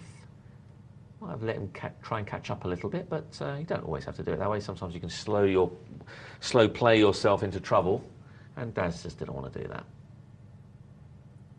Well, this time it's Ashtray's turn with the Ace-Jack. Daz calling here with the Queen-Jack. He just has to be careful that a Jack doesn't flop. But it's okay if it flops now, because I'll give him 2 pair. So it's worked out pretty nice for Daz. It's a pretty unscary board. But he'll probably want to stick a raise in here, and he does. Ashtrays might want to peel one off here to see if a spade arrives, or an ace. And I think I might be tempted to. I think I might be tempted to, because it was a minimum raise, and I might be looking for an ace or a spade to arrive there for my 2. The guy's got enough chips there to give me some good implied odds. So if I do hit it, there is a good chance that he might well pay me off. But alas, it's not to be. Well, he's putting a feeler bet. He's asking the question of Daz, do you have a 10? Of course, we can see Daz hasn't got a 10, but he has got something a little better than that. Kings.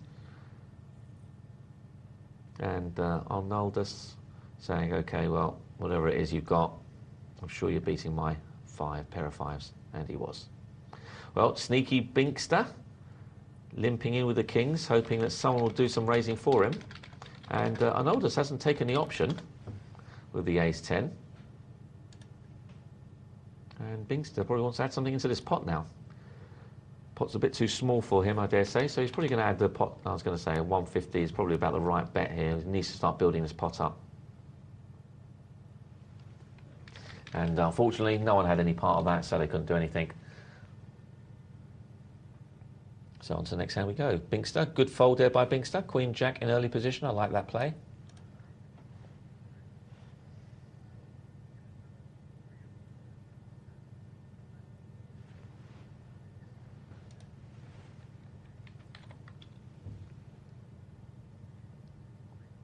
Pair of 5s there for Daz.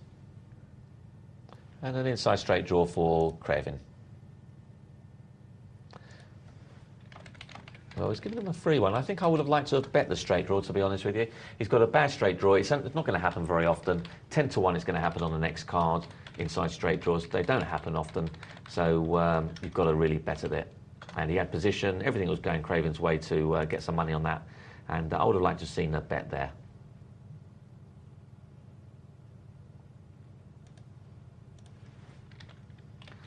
Arnoldus with the 7-8 suited.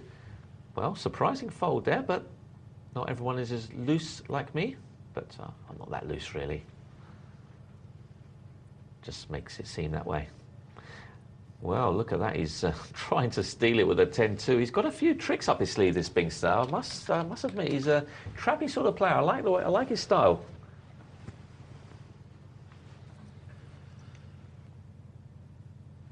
Well, that's given him the straight now, and Daz is going to rue the day he didn't raise with his ace-queen. He's now hit top pair. He can't really put Bingster on a 2, especially with his pre-flop raise. So Bingster is just wondering now. Exactly. Well, I like this Bingster. I like the way he's playing. He's got some moves to his... he's full of moves, this guy, and he seems to be doing a lot of interesting plays. And he won't fold this, Daz. And Bingster gets paid. Nice play by the Bink.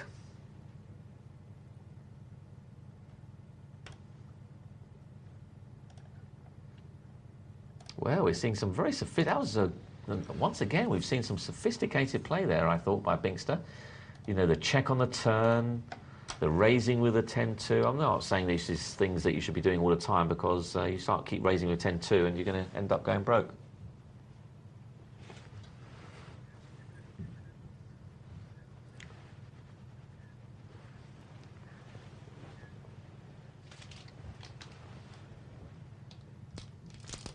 So 5-9 for ashtrays, nothing doing here.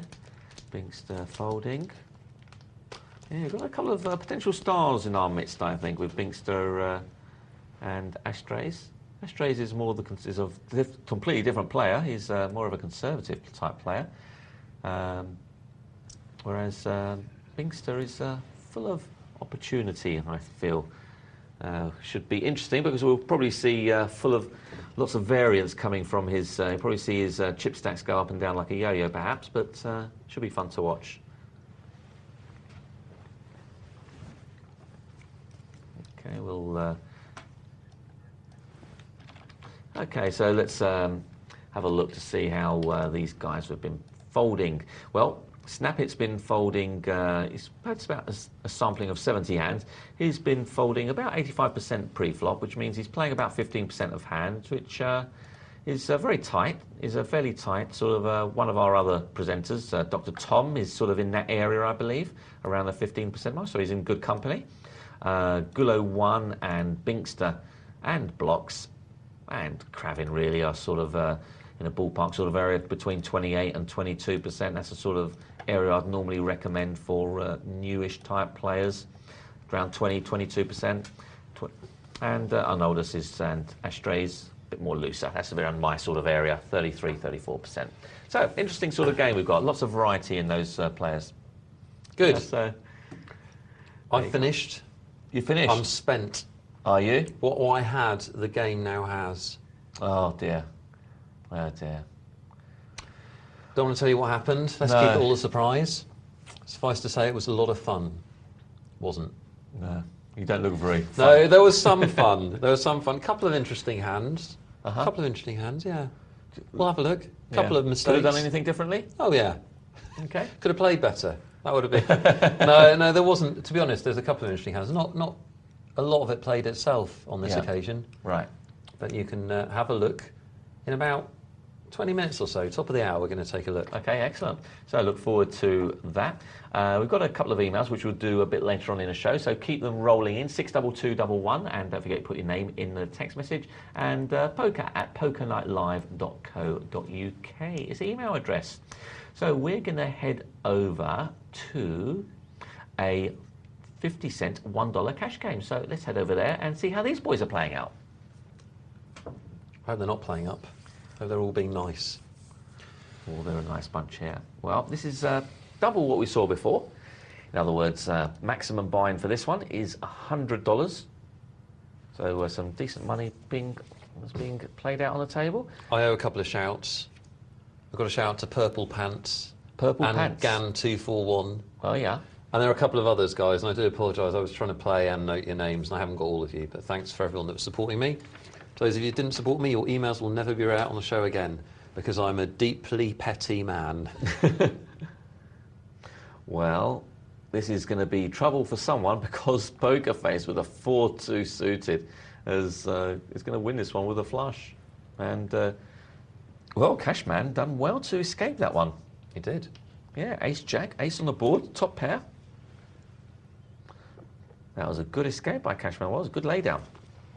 We shall see whether that's a sign of things to come, because sometimes you can make great laydowns, but if you do it too often, you can sometimes be pricing yourself out of some valuable calls that you should be making. We shall see whether he's a person that lays down too many, or just makes the right laydowns at the right time, whether his timing's good or whether it's a little too frequent. Well, I don't like the $1 raise there by Frantic. I think you've got to start putting people to the test, and you're not doing that by putting in $1. All you're doing by that is building the pot. Well, that's fine if that's what you want to do, but I don't really see the value of building the pot up with ace-queen. It's not a hand that really wants to be in lots of company. It's a hand that wants to play heads up, because generally speaking, all you're going to make with it is something in the region of top pair. You know, you're very rarely going to make a straight with it. I think the odds are around 305 to 1, 310 to 1, something like that, for making a straight with ace-queen. Not very likely. So top pair is about over 300 to 1. I mean, that's never going to happen, is it? Yeah, that's flopping, though. That's flopping. Right.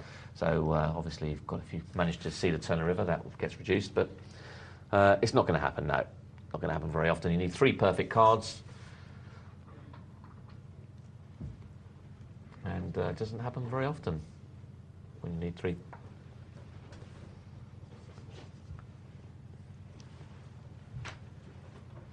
So a pair of 5s, Tragic Trev. And he's limping in, hoping to get a cheap flop and maybe a set. So Jack Ali with not much, and decent farm throws it away too. And what's Tragic going to do? Well, he decides to call, hoping still to hit his set. Now, it's a bit unfortunate for Tragic. He might want to try and represent this queen, and he's no doubt going to get re-raised once he does, but no, he doesn't. He's just, and that's really disappointing. I'd like to have seen Tragic take the lead on the turn, hoping that the guy hasn't got a queen. I think overall that's going to be a winning play. The problem is that if you're in Poker Face's position, he could be doing that with absolutely anything. Once he's seen the guy check twice to you, if you're playing and you're in position, the guy's checked a flop twice to you, you can more or less bet with anything, and you're going to take it down. So I think Tragic had some merit in being the first to bet on the turn. Would have lost it on this occasion, but I think overall it'll be a winning play. Well, pair of queens, second pair for Frantic, and he puts a little feeler bet out there and gets his answer. You don't actually need me here at all, do you? No, you just enjoy yourself. This is brilliant. Playing on a computer. Well, I'm in the come down now, Mark. You know, I'm in the... You're Don't you find when you bust You're out in a of solace period. When you bust out of a tournament, or you win a tournament, when a tournament's over, you just want to play another one, don't you? You do. You want to get... Especially single table tournaments. Yeah. Have you been to GA? Yeah. No, they come to me now. Just cuts out the middleman, you know. I have a 24-hour supervisory Life person. membership, yeah. Yeah. Yeah, isn't that the way? Always. Were you discussing The nature of gambling. Were you discussing Ace Jack earlier? We were. Did I hear? We were, and there it is again. And he's put a raise out with it, and that's, if you're going to play it, that's the way. If you're going to play any of these kind of weakish aces, medium aces, then I think you've got to play them strongly. And he's done just that. all too often is when you've got to play some of these worst hands strongly, because they don't have much chance of winning any other time. Ace 7, Ace 8, Ace 9, Ace 10, they don't make very much.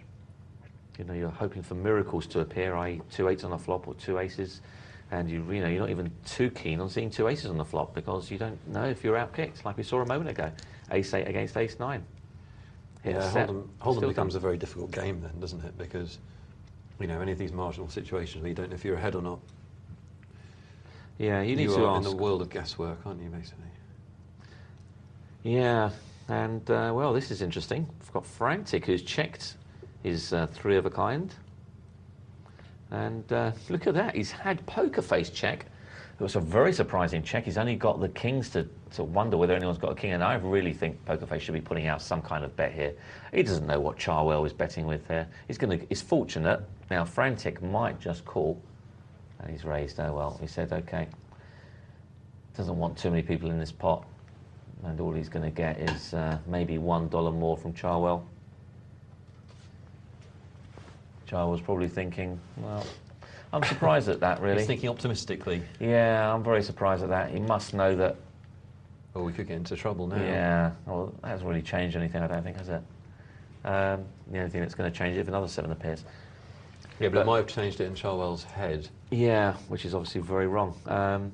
Nothing's really changed there at all with that other 7 appearing. He's still got the losing hand if he's got a king. It's as simple as that. Yeah. Yeah, the problem is he's made a minimum raise. The problem is he's got 7-10. Had he had Ace 7, I'd say, okay, well, at least you've got 1 overcard. Not that it makes much difference in this case if he's got the king, he's got the king anyway. But Charles going to look back on that, isn't he? And he's going to think that he's not going to look back on that happily. He's going to think, I've lost a lot of money there. I mean, he lost sort of 40 or 50 big blinds in that. He did, yeah. No reason to lose that much at all. No. And at the end of the day, even if Frantic was doing it with... with the 7 himself, let's face it, he's more than likely going to have a better 7 than him. So that was surprising. Yeah, I think Charles just had a little blip there. Well, I don't blame Poker Face for making this move. It's not a nice flop for him, really. And it only can get worse and worse. So I think he probably had to just take it down with his set of aces there. Well, we've got pre-flop folds. Once again, this shows the how active or inactive the players have been. You can see Jack Ali has been calling about 20% of the time, or he's not been folding for 20% of the time. So, yeah, he's pretty much playing an ABC type of game in terms of starting hands. And Frantic down the other end of the scale, he's been playing all sorts of hands. So 43%, that's excessively high, even for me. I think it's tremendous that he's called Frantic and he plays that way. It's very... Yeah, it is indeed. Very considerate, helping people out with a little clue there. Yeah.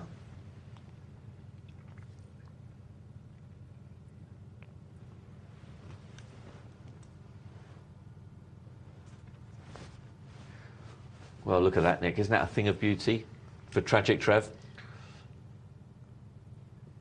Mark Banin's favourite hand, allegedly. It's obviously not Tragic Trev's.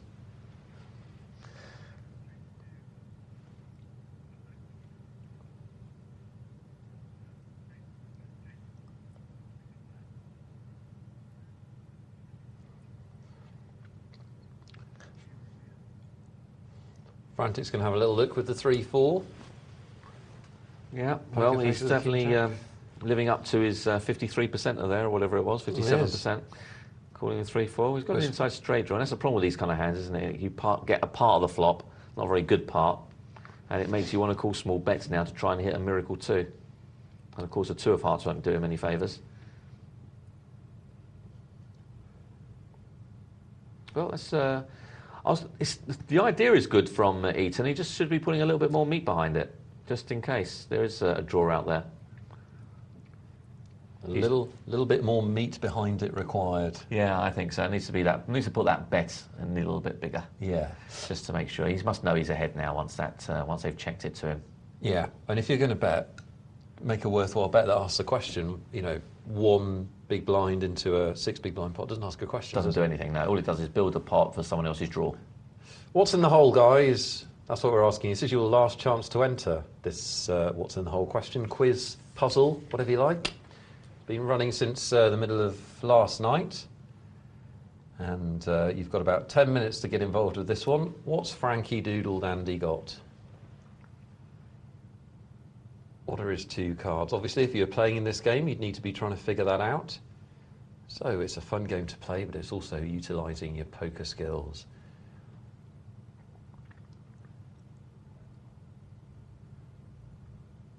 He makes the pre-flop raise. Clay, I think he calls, doesn't he? He does indeed, yeah. Well, I hope so, otherwise it wouldn't be much of a what's in the hole. It would just be very tricky, wouldn't it? We did have one the other day, I'm not sure what it was, but the guy just goes all in on the flop. Right. And we had to guess what the other guy called him, but we had to guess what Good luck. Yeah. So there are different levels of difficulty to the game of Sweeping the Nation then. Yeah. Clay bets out and Frankie Doodle calls. So he obviously likes this flop to some extent. Is he slow playing maybe a set of 9s or a set of 6s? Is he calling with an overpair or maybe ace king or something random like that? He now gets checked to and he makes a bet.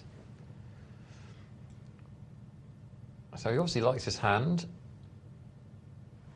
Checked at the end, but what is it? Is it ace king? Is it a pair of aces? Is it a set? Is it a straight even? What do you think it is? Text the word hole, your name and your answer to 62211, but you've only got about 10 minutes to do it because we'll have a new one after the break. A couple of emails before we take a break. This is from Dave. He says, hi, Nick and Mark. Hello, Dave. Well done with a great show. He says that with the latest additions, you've really increased the implied value when I tune in. He's linked it to clever. Do you have any tips to help give up premium hands when I've been outdrawn or re-raised? Okay, 2 slightly different questions. I seem to be able to play a reasonable, tight, aggressive game, but where I tend to get caught out is finding it hard to put down premium hands when I've been re-raised. My solution has often been to go all in, but more times than not I come up against a better drawing hand. Obviously this is a skill better players have mastered. Do you have any tips? Well, it is one of those skills that separates winning players from break-even or losing players, is the ability to put down good hands when they've gone wrong. The bottom line is, for me, that even the best hand in the world, starting hand, aces, is 1 pair. So it's a good hand, it should be played strongly, but it is easily beaten, in fact, because anything above 1 pair is going to knock you off. So you have to be prepared to put them down. You have to get into that mentality. And if somebody's re-raising you after you've shown strength pre-flop and on the flop, they're trying to tell you something, I would say. Yeah. And you need to listen, don't you? You do. I think the thing is, what makes it particularly hard is for tight, aggressive players. Particularly, I mean, with myself, I'm not a particularly tight player. I'm more of a looser player. So it's a lot easier for me. And the reason being is that a tight, aggressive player will wait for a while till they get a decent hand and then play it. And of course, they don't want to let it go that easily. Yeah. And that's the problem. Whereas I'm a looser player, I'm playing a lot more hands. I don't mind letting those kind of hands go because I'm going to be playing one in a moment anyway. Whereas you might be thinking, oh, I might not be playing one for another period of time. Yeah, that's true. They shouldn't think like that, though. No. If you're tight, you still need to be prepared to give them up, don't you? Yeah, absolutely. I think texture of the flop's really important, Dave and everyone else. If you've got a flop, say you're holding a pair of aces, if there's a flop which is 8, 9, 10 suited, or 9, 10 jack with a suit on board, that's a flop that's going to scare you to death if you've got a pair of aces, because there's so many cards there in what you might call the playing zone. Yeah. If the flop's something like Queen 6, 2 of mixed suits, well then you're nowhere near as scared of action on the flop, because you're only really scared of a set of queens, maybe a set of sixes. Yeah. So I think the texture of the flop does make a big difference to your judgment there. There is just one other little tip we can give you, and that is try and make notes on players. You know, most of the software sites give you the ability to make notes on your computer. So make notes on the players and follow through to see, you know, when they're raising with ace king, ace queen, that sort of thing, are they following it through as well with nothing? So, or are they just trying to give it a playing passively on the flop? So once you have some of this information, you'll know whether they're likely to re-raise you with nothing or not. And in a lot of cases, you'll find that's not just the case. You know, usually if people are check-raising you or re-raising you, they've usually got it. There are some tricky players out there, but not that many.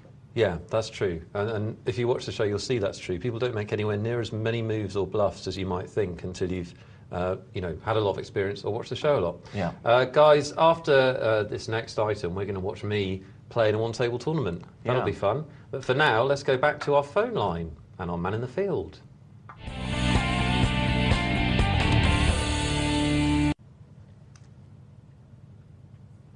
Well, tonight we are very lucky to have on the line, all the way from Austria, our Poker Night Live ambassador to Europe, I've called him. TK should still be there. Let's see if he is. Did you say Austria? I said Vienna. Is Vienna in Austria? TK, if you don't know where you are, then please don't if sit Vienna- down in a game. If Vienna's in Austria, that's where I am. Well, you're wherever the action is, I know that. So tell us and the Poker Night Live audience a little bit about the main event there and the other events that are taking place. The main event this week is the EWSOP trial. Last year it was an EPT event, but the history of the EWSOP is it's the European trial for the World Series. Yeah. And it originally set to emulate the clock and structure of the World Series to give the European players some sort of feel for it. And so what we have is 10,000 starting chips, a 90-minute clock, which is wonderful.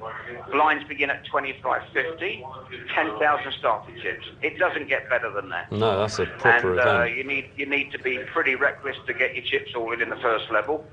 Although in Helsinki, when it was 20,000 starting chips, I managed to do just that and lose them. But that's another story. It happens We're to the looking best. at over 300 runners at the moment. There's 270 registered so far. 300 runners at €2,000 would produce €600,000 and €250,000 first prize. So this is something I'm really looking forward to. I've just seen Luca Pagano, the great Luca, and just shook hands with no less than Pepe Klinger. Pepe is an extraordinary player and won this event twice. Pepe suffers from Tourette syndrome. And he has these little tics at the table, and you don't quite know what to make of them, to be honest with you. But he's not a player to mess with, I can tell you. I suffer from Tourette syndrome every time I go out of tournament, personally, but that's just me. Me too, but that's what I blame it on. So, Tony, I'm very surprised. You went out of a tournament with 20,000 chips. You're a rock. It was unbelievable. We've gone to Helsinki. It's the most wonderful structure you could see. I've got a young lad that you know very well to my left. His name is JP Kelly. You know JP Kelly? Yeah, of course I know JP. Say hello to him for me. Probably the most gifted young player in the UK, in my opinion. And we've been playing 20 minutes. He stole my blind 5 times. And I think there's a requirement here to send this little other message that we're on table 1, so it's going to break for 3 days. So we're all going to get to know each other. And this lad is messing about with me.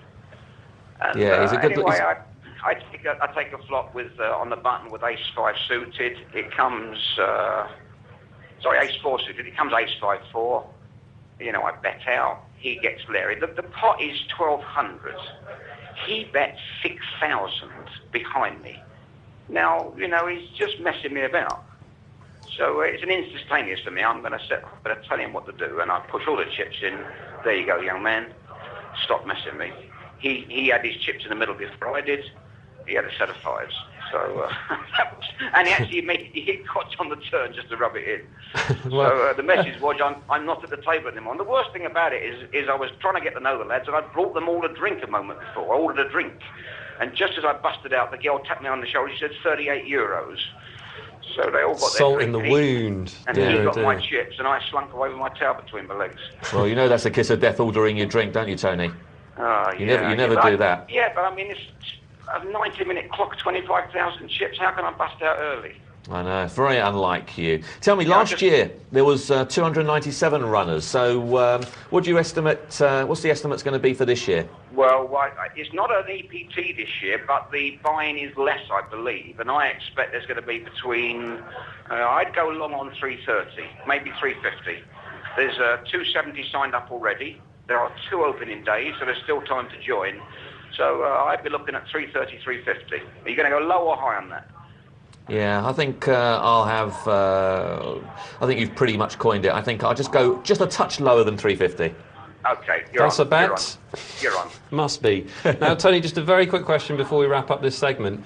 After dinner, do you have to have Viennetta out there, or do you have a choice? Yeah, have a choice, but you know, to be honest with you, we have to be very careful with food out here. A lot of food out here is foreign, you know. That's what I hear. Pleasure talking Yeah. to you again, TK. Stick around. We're going to be back with you in an hour or so. I look forward to it. Cool. Okay, well, we'll be back with TK, like I said, a little bit later in the show. See you in a bit.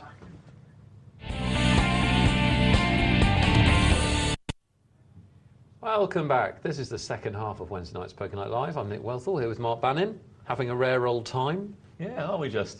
As we do. We've got 2 hours left of No Limit Online. Poker action to come, guys, so stay with us. In this half, we're going to look at me playing poker for sins. Hey. And we're also going to have the final of the multi-table tournament. But first things first, important business. What's in the hole? The reveal. Hopefully you've been playing along last night and tonight, trying to guess what Here's my answer, our mystery Nicky. players. That's- Okay. That's mine. Okay, I will reveal that to the viewers. It was a Ooh, miles away. king.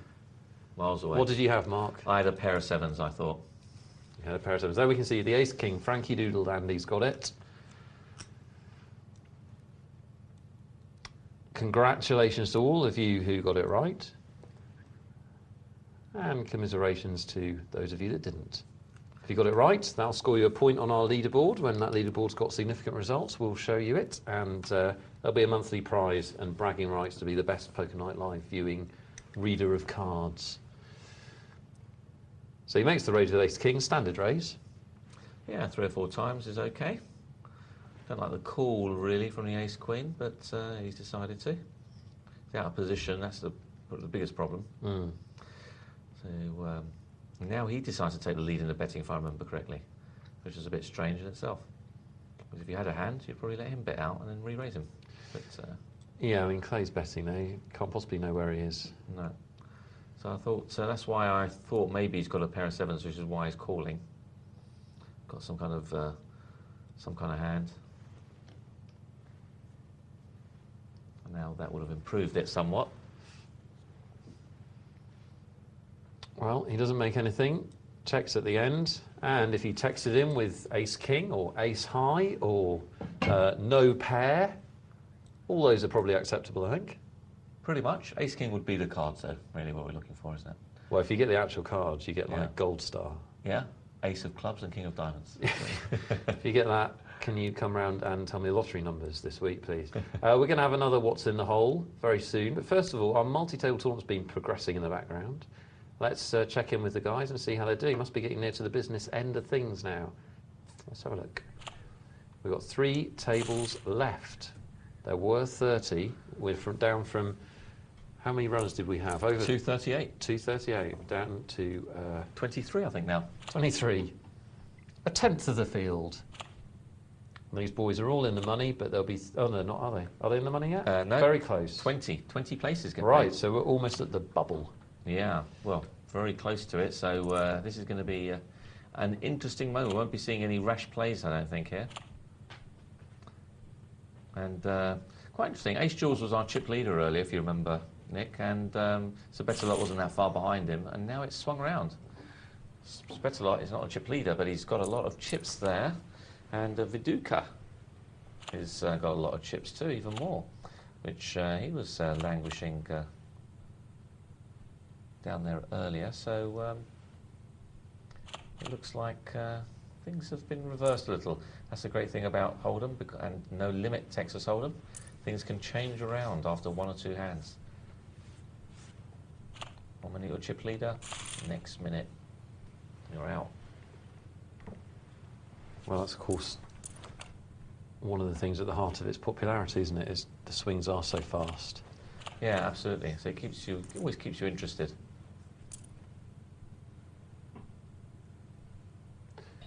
So the blinds are 500 and 1,000. What would you need in front of you to be comfortable at this point, Mark? Well, I think just see what happens here. It's a better lot. Really cool with his got a bad draw. So it's a bad draw because he hasn't got a heart in his hand. So he can probably just let this go, I think. It'd be a crazy call. I mean, that is a crazy call, I'm afraid. Yeah, that's not a good call. It works. He got away with it on this occasion. He did go away with it, but he's called there for... Yeah, the guy's free rolling. 20% of his stack. Yeah, no, that wasn't a good call. So sorry, Nick, your question was? What size stack would you want at this point in the tournament to be relatively comfortable? Well, I think if you've got 25 times a big blind, then I won't say you're comfortable, but you're okay. You're not sort of looking over your shoulder. So anything over 25 times a big blind, 25,000 plus, and you'll be not looking to make any rash decisions. And there's a little bit of play in there as well. So if you wanted to play your odd 10 jack and that sort of thing in position, you can do.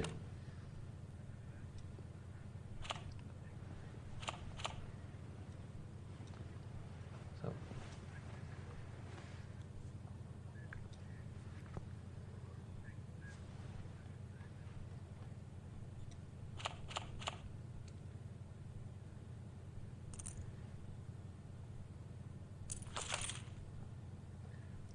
Well, not a bad flop for an ace high. Not a great flop, but not a bad flop. He's putting out a little feeler bet here to say he's got a part of it, and that was enough. We're going to check out another table, one of the other two in the multi-table tournament. Just 3 tables remaining.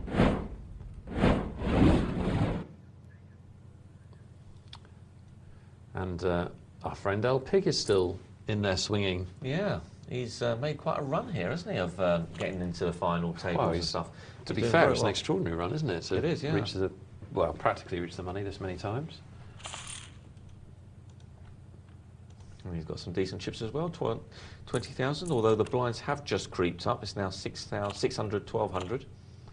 So there is some less, or the players reduced slightly now with the blinds being a little bigger.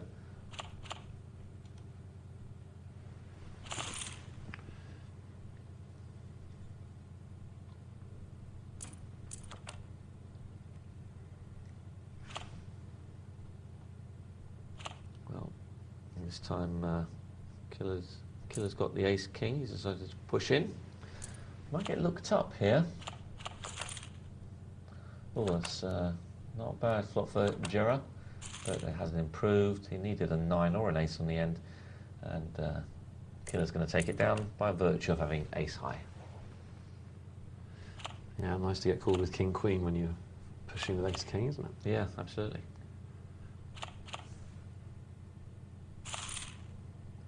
Well, El Pig takes that one down without any challenge, which he'll be pleased about with 6-3. Doesn't really want any challenges.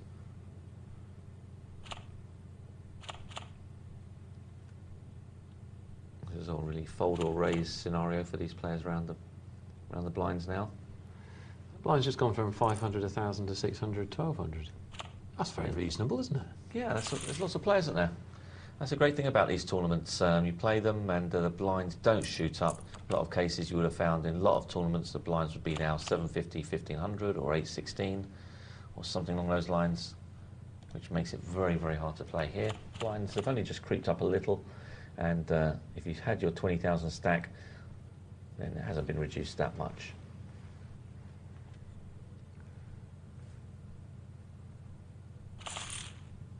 Well, you see all the players have tightened up tremendously now. Yeah. None of them want to go out sort of around bubble area. I don't know how you feel about that, Mark. I'll be reasonably confident about how you feel about it, which is that why would you be afraid of going out on the bubble? Because, you know, you haven't entered the tournament to finish just in the money, have you? So, I hope you haven't anyway. And unless, in the rare exception, like say you've won a satellite to the World Series of Poker and you're going to make 9,000 profit or something by getting over the bubble, you know, you shouldn't be scared to go out on the bubble. And in fact, because players tighten up, it's a great time to make some chips. So I actually think you should be playing reasonably loose when you get to this point in the tournament. Yeah, no, I agree. I don't think people should be tighten up here. I'm not saying you should play overly loose, but certainly you pick your positions, pick your moments, nick the odd blinds from the button and cut off. And you just, as long as you do a few basic things well, you tend to find that it won't be that hard to get into the money. And into the, you know, it will happen naturally rather than being forced.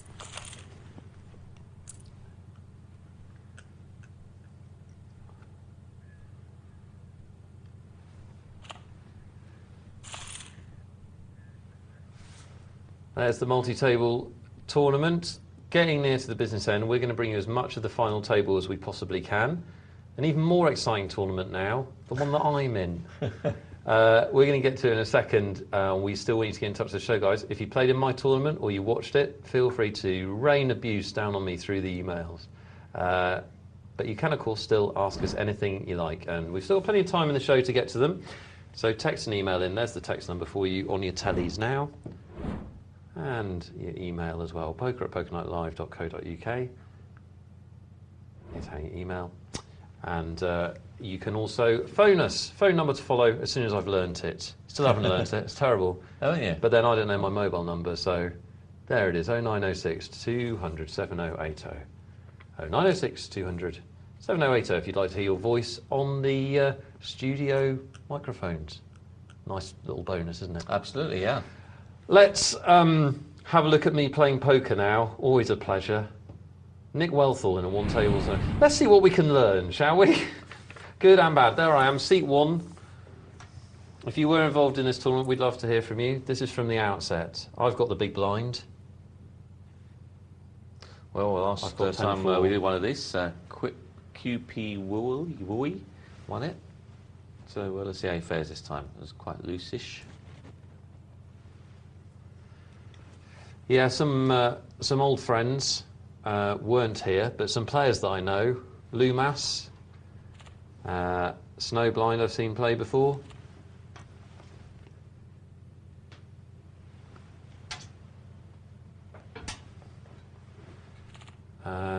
Who else? I don't know. I don't think I know any of the others.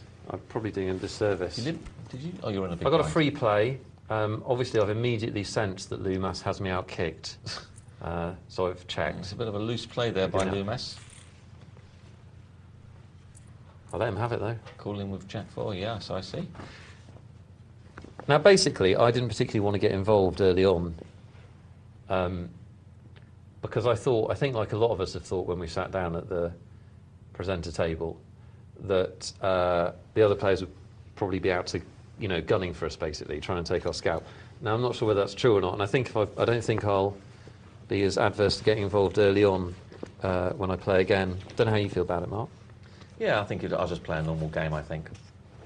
That'll be the best thing. However people play, they play. Treats it as a bit of fun. But everyone's almost got their initial starting stack. Well, I've only played We've 3 been going hands. backwards. I'm 30 chips down. Disappointing.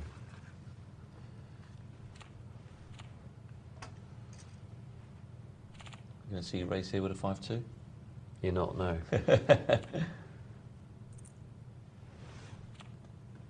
What happened there? He folded ace queen. Say what? He did, QP yeah. Wooey Yeah. to a small race.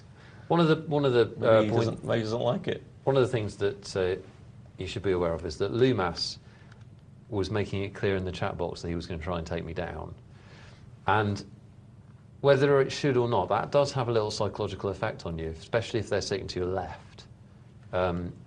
It does make you vary your play a little bit.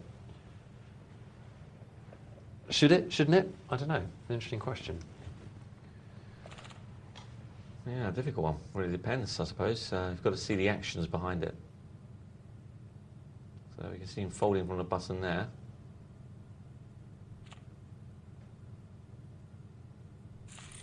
And Mr. Perfect takes the blinds and the limp down.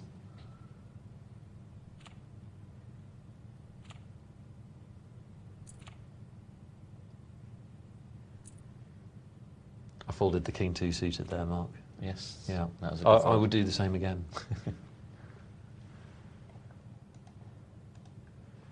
It's not quite as exciting this stage of the tournament as when you're actually playing it, is it? No, no.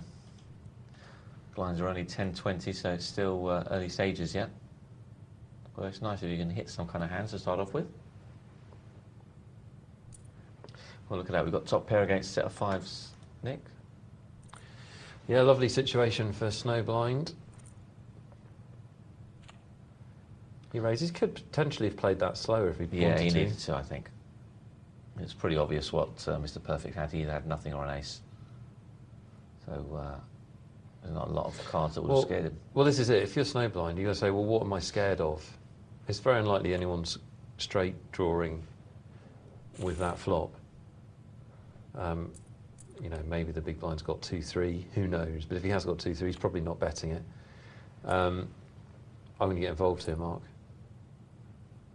Can't believe it, can you? Can't. Now, basically, I wouldn't advocate playing small pairs that often and not in middle position either. But in these one-table tournaments, they're so quick, the blinds go up so quickly, that you need to try and hit some, I believe anyway, you need to try and hit some hands in the early going if you can. And while the price of poker is cheap, why not see if you can get a free or cheap flop? Would you concur, or do you think that you should throw them away? I'm the same, yeah. Absolutely. And this has worked out nicely for me because I've got position, but I absolutely hate that flop. I hate that flop not only because there's overcards, there's always going to be overcards to my fives, but because it's 9-10 jack. Yeah, that's not a good... It's not good. No. Snow blind in from early position, he's probably got 9-10 or a jack. He's hit 2 sets in a row. Nice work. He hasn't got much money out of it though, has he, on this occasion? No. That's a less favourable set to slow play, isn't it? Because 9-10 jack, there's plenty of draws out there that can beat him.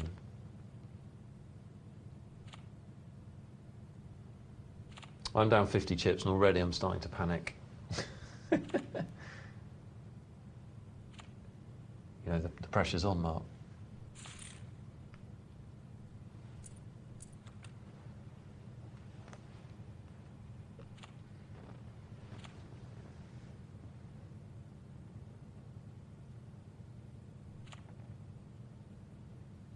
Trying to remember. Yeah, I do remember. Sorry, I'm thinking out loud. That's probably a bad trait in a commentator. CR just limping on the button, which is, I always think it's a slightly curious thing to do. Do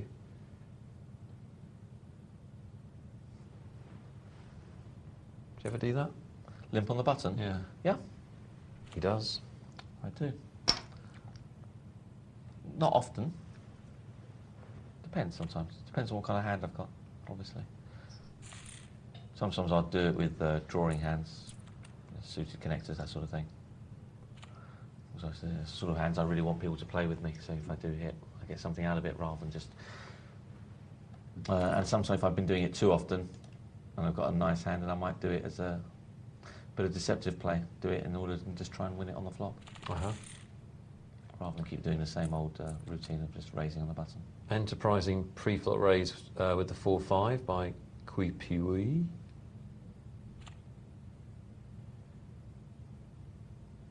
I got a pair of sevens, not the worst hand in the world. And I think Snowblind limps on the button. Now, on another day, with another person to my left, I would probably have raised here. But I decided just to limp. And the reason I decided just to limp is that I just didn't want to get involved in the first level in some kind of a pre-flop raising war, or get into a situation where I'd raise pre-flop and I had to bet out on the flop and I ended up wasting money on what is a middle pair. So I think there's 2 ways to play the hand, and I played it quietly because I wasn't looking to get involved particularly. Yeah. Now, what did I teach you What's that? about playing quietly? Don't do it, do it. One of the two. If it's later in the tournament and the blinds are bigger, and somebody limps on the button, I've got a pair of sevens in the small blind, I'm going to raise. But here, and with a really sort of active player, Lumas, to my left, who wanted to be in pots I was in, I just didn't want to raise pre-flop because I'm not going to see a flop I like. But maybe that was a mistake. You judge for yourselves. Let us know. poker@pokernightlive.co.uk if you're in this game or you're watching and you'd like to comment. So we see Lumas make the lively raise with the king 8.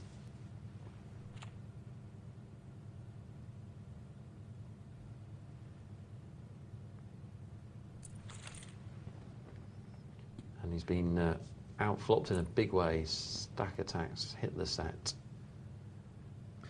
Yeah, he's got no part of it whatsoever.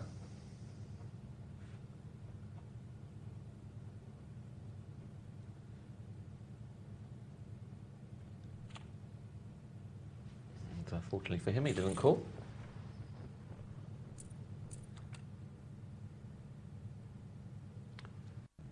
And he's hitting cards like a good one. The ladies for stack attack. Hasn't got too much competition though. Can't see who's going to call him to a raise. No one's really got anything. Watch this. No. There you go. Look at that move. Wow. Trying to make a move with a Jack 5. It's an extraordinary idea, isn't it? Because yeah, he's only going to be called if he's in serious trouble. I think I know that guy then. Oh yeah. It's not me. It's definitely not me. I'm in seat 1. Yeah. Well, that's overkill for stack attack, isn't it? Yeah, it's all over. And now that brings me massive relief, Mark, live on air. Because you're not first out. I am not first out. No.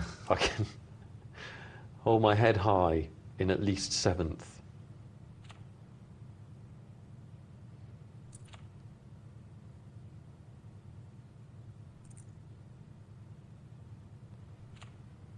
Well, no, he raised from Loomis.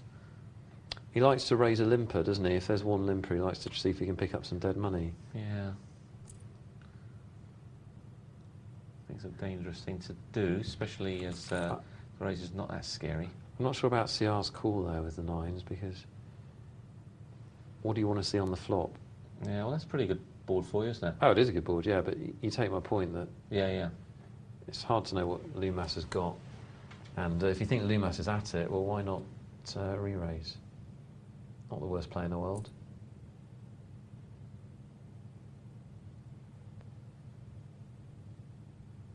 Well, he's putting him under pressure.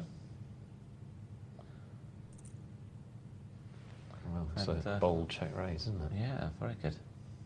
Nice play. Well, I don't think Loomis is going to be able to call this.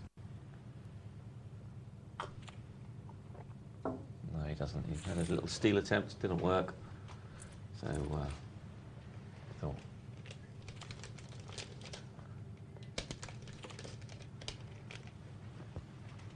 Do you want to see some pre-flop folds, Nick? Yeah, very much, yeah. Well, was I doing that? I wasn't I, at this point? See what your percentage is.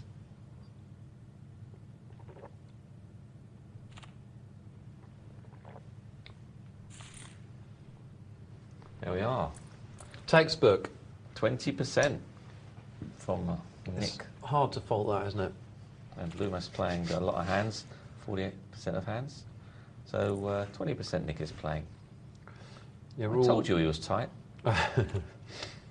To be fair, I haven't had too many hands that you would have played, have I? No, not that I saw. Here we go. I've got the ladies, and Loomis is raising with 4-5.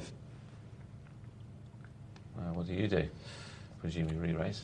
Well, there's more to the story because I think stack attack plays. So now I push because I just want Loomis's chips. I don't want the 3-way pot. I want to discourage stack attack from playing basically. And I can't make re-raise. I can't make any other re-raise apart from all in. No. Uh-oh. Yeah, that was worrying. That was a horrible moment. Loomis picking up the straight draw. Go on, Nick. And the 5. We're all behind you. I feel the nation behind me. They weren't in the chat box. They were trying to knock you out, huh? Trying to knock me out. Verbally assaulting you. I can't help thinking that Loomis didn't play his best game. No. Well, he was playing very, very loose, wasn't he?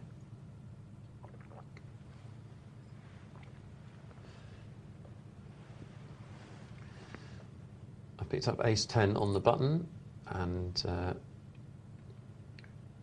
briefly contemplated calling this raise, but I hadn't seen CR do anything too crazy, and obviously raising first position, he can have any hand. Yeah, no, I don't blame you. It's a simple fold, really. Yeah.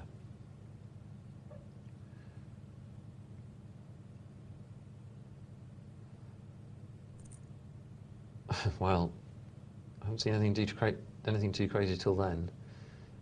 CR re-raising with the 8s, which is a bold move because Mr. Perfect can have anything and he's going to play his ace-king, and now CR has to play.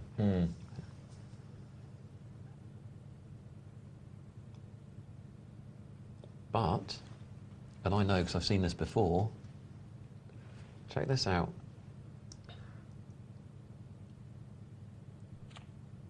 Wow. passes. Crazy. Well, you wouldn't want to get yourself into that situation, would you? But once Not you're in really. that situation... Oh, chips in that coup. Yeah, I don't know. It's one of those funny ones, isn't it? He's getting good odds on his money to call there, but at the same time, if he folds, he is still competitive with the blinds at 20 and 40. I mean, obviously the problem is the re-raise in the first place, but once he's done that, I don't know. Tricky.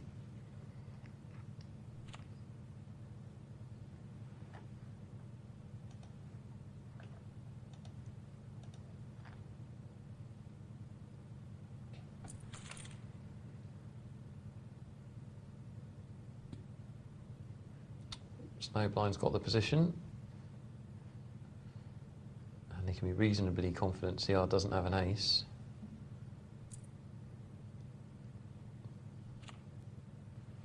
It's a big bet. Actually, probably didn't need to bet quite that big, but does the job.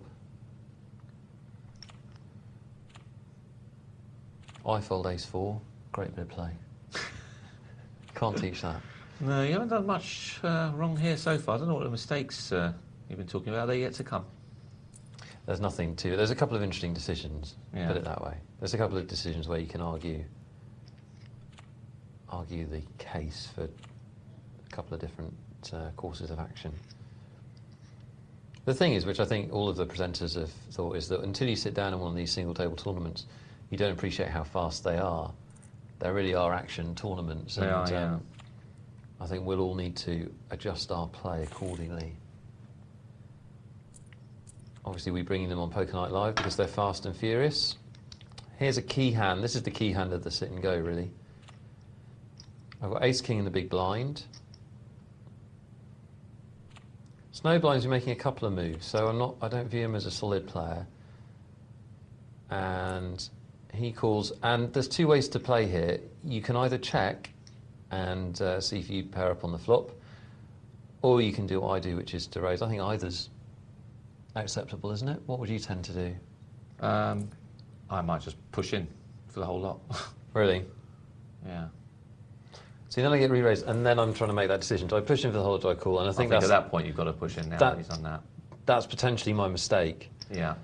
But I'm also thinking, well, you see, and now I'm in a horrible spot, which I put myself in, which is, I thought at this point, I thought I was probably best, because I thought if he's got a good hand, he's not going to push in on the flop, probably. Yeah. But I'm calling with ace high, which is never a nice situation to be in. The blinds are 14-80. I thought, well, if I pass, I live to fight another day. So that's why I threw it away. And Snowblind actually showed me the king-queen. I wasn't surprised that I was ahead. But I think pre-flop is the... Yeah, I think he's It's the given you an problem. opportunity to push in a couple of times. One was when when he limped, I probably wouldn't have even given him any... I wouldn't have given him the chance of going over the top of me. I would have just pushed in for the whole lot. When he limped? When he limped. Even though there's only 80 in the pot and... Only because I've got a hand which I'm pretty sure is probably best at this stage, and I don't want to give him the chance to push in on me and suck out on a 60-40. Because I've raised and he's now re-raised because he thinks I'm just trying to defend. So a lot of people will do that, and then they end up giving him that space to do that. And of course, you're saying, well, perhaps I should have just pushed in and made no decision. Alternatively, is the second time, obviously, it was the chance where he gave you an opportunity. Once he's re-raised you, then... I can go over the top. The problem is that I've got with that, and this is the problem that I have with ace-king early in a tournament, is that if he's... say he's sitting there with a pair of 8s or a pair of 9s or something like that. I mean, I don't know what he's got. I don't think he's got nothing, because I don't think he's going to play...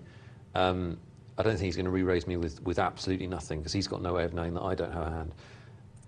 I think he's got something. I don't think he's got an awesome hand, because he would play it slower. So I think he's got a mid-range hand, which he turns out he has. If that's a pair of 8s or a pair of 9s, if he calls me when I push, I've got kings. This is tremendously exciting. I get no customers. Limp or raise? A raise. If if he calls me when I push, basically my tournament is on the wire for a 50-50 shot. And that's why I don't mind throwing away ace-king early in a tournament, because I'd rather... I'm not defending my play in the hand. I don't think I played that brilliantly at all. But I never worry about throwing away ace-king early in a tournament if I've still got chips to play with. Yeah. I'm like you in that respect. On a sit and go, normally I don't throw it away. I limp with it. Early on. I'm not looking to go out on that. I think the problem here is the blinds they do go up very quickly, and you're not going to get many opportunities. Yeah, and I think, you know what, in future, I think that is the adjustment that I'll make, and I think we'll all make, which is that we're probably going to. This is a warning to you all. We will probably all start playing faster once we get used to the tempo, I think. I think my hand's good at this point. I check behind. Snowblind checks for a second time, so I put in a bet and take a small pot. And the rebuilding process is underway. Yeah, read it well.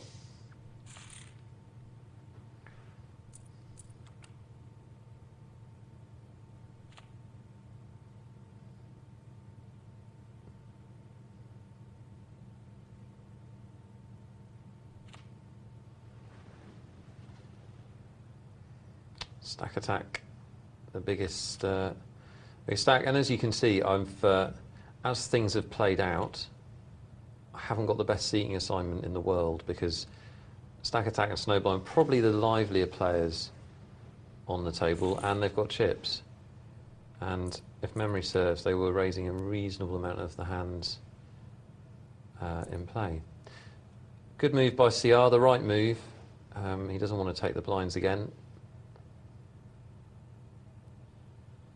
Bit of a no-brainer, isn't it? It is a no-brainer, absolutely. Yeah. Stack attack over the top. Obviously, I'm rooting for stack attack. When you play one of these one tables, all you want to happen is for people to go out, don't you? You sit there and root for whoever's not all in.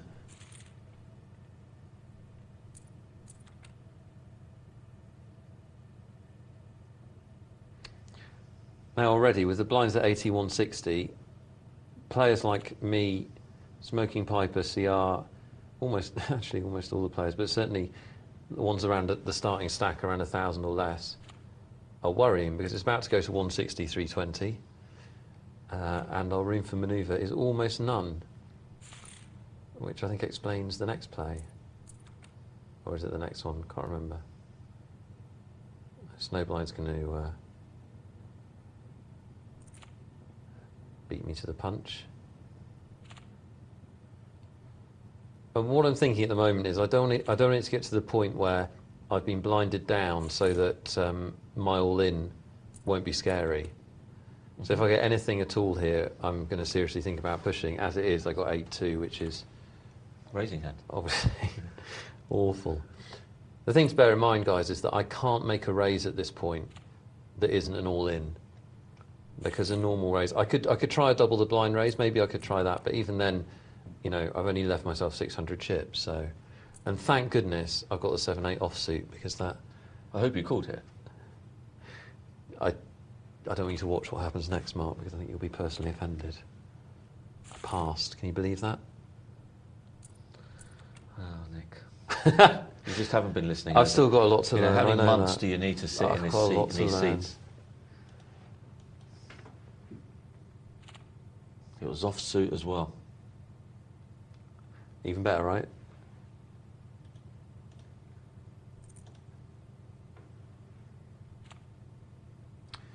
We'd like to hear from you guys if you were either in this tournament or you watched it online, or even if you're just watching it with us now and you've got any thoughts.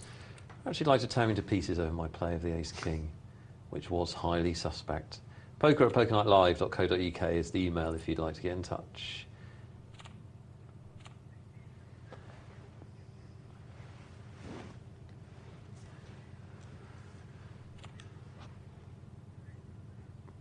Stack attack takes down the blinds.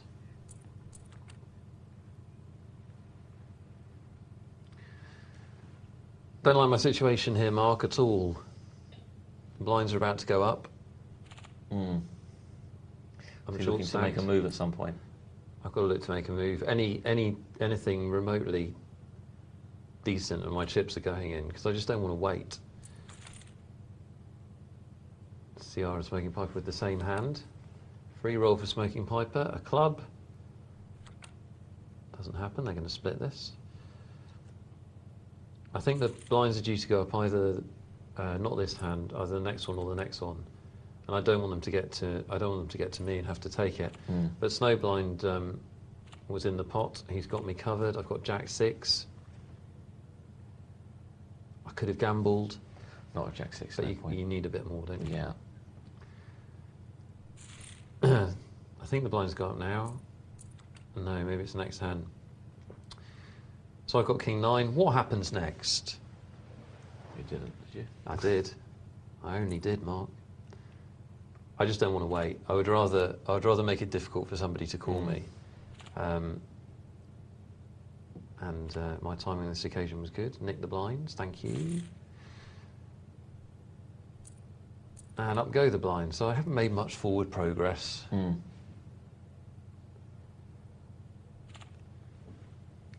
So the blinds are now a real threat to me. I can't afford to take them very much, and this was an interesting decision. He's only doubled my big blind, which worried me. If he pushed all in, I'd be more likely to call. But I thought about calling. I thought about moving in because I've got an ace. Snowblind could have anything. He could be just trying to nick my big blind. And I'm so short stacked. Yeah, tough one. Very tough. one. Made the right decision. Yeah, Or you did I? Because I don't know he's got a pair of queens. Did I make No. the right decision, or should I be moving in there? Yeah, I think I might have been tempted to. Yeah. Yeah, but you know, you've done the right thing. Was you at the end of the day, if you could see the cards, would you move in? No. So it's got to be the right decision. That's a quality pass, isn't it? Yeah, because it is. It is difficult though, guys. I mean, we see these one tables every night, and there's a lot of marginal decisions to be made, especially when they pan out like this, where there's still 6 players left at the 163.20 level. A lot of players, a large percentage of the players are short stacked. CR in with the Queen 10, and that's actually the right decision. Again, I had a little think. I've got so few chips left.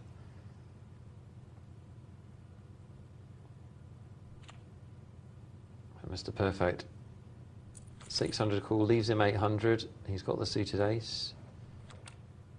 And CR hits his straight. I'm not happy. I need the field to be reduced, and it's not happening for me. Well, at these blinds, it won't take long before a few people go out. No. And Queen Jack, well, that's more than good enough with 2 out of the 5 opponents having passed.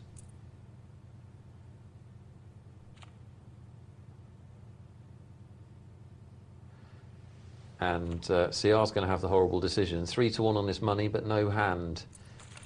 He calls. Would you call, or would you just pass? 7-2. Not interested in the 3-1 on 7-2. I can't interest you, Mark. No, no takers here. Double 3 for Nick. That's nice to see. Incredible, what a call. Absolutely bizarre 7-2. watching yourself. Really, maybe he thought there was a bounty on you.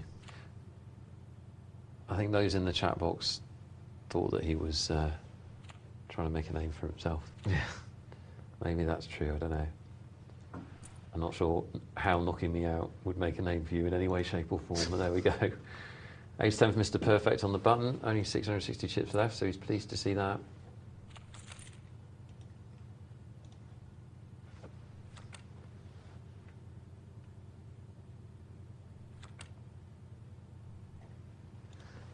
Oh, they probably both think they're ahead at this point. Yeah. And it's chopped up. And I've got 8-3, and I'm cursing. Can't be a jack with it or queen or king, huh? Has to be the 3 and the 2. Yeah. Well, it's aggressive play by Mr. Perfect, and that's like gold dust, isn't it? Nicking the blinds when they're at this level. Yeah.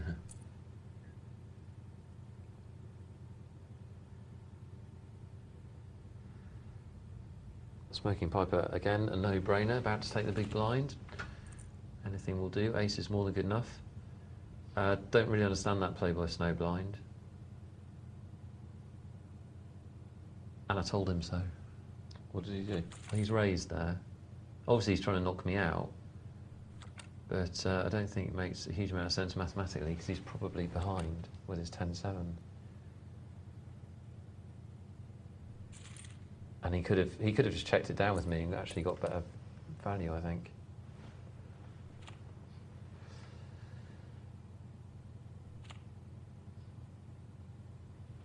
Ten jack suited in a small blind. What happens next? I guess. I pushed. Oh.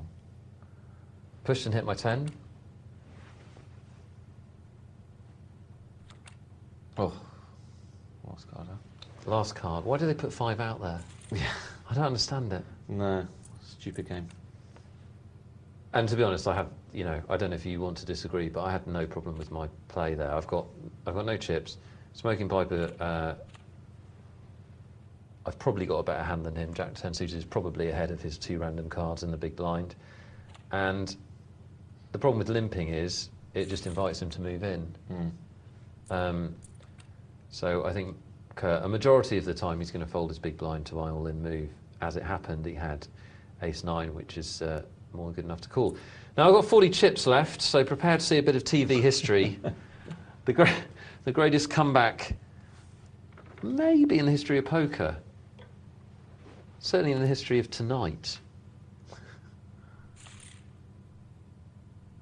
And now it's all about judgment, isn't it? When do you put in those key 40 chips? Well, Snowblind's given me some protection, and I've got an ace, and in they go. Absolutely. That's the time to do it, when you've got some protection.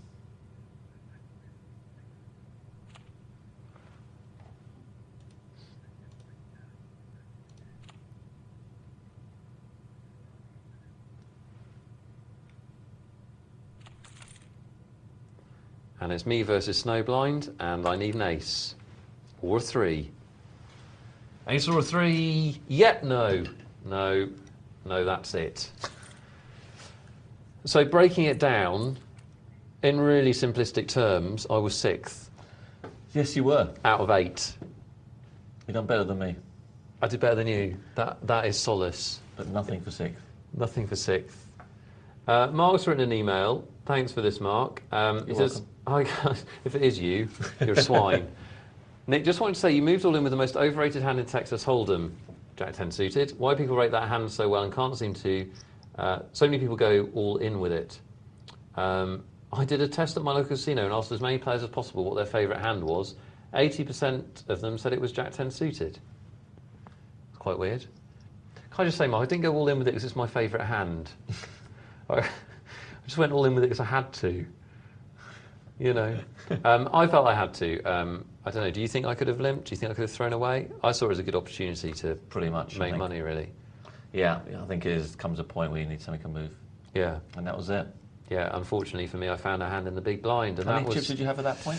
I had about 1,000. Was it 890 or something like that? And the big blind's 320. Yeah. I think that was what I had. Apologies if I'm slightly out.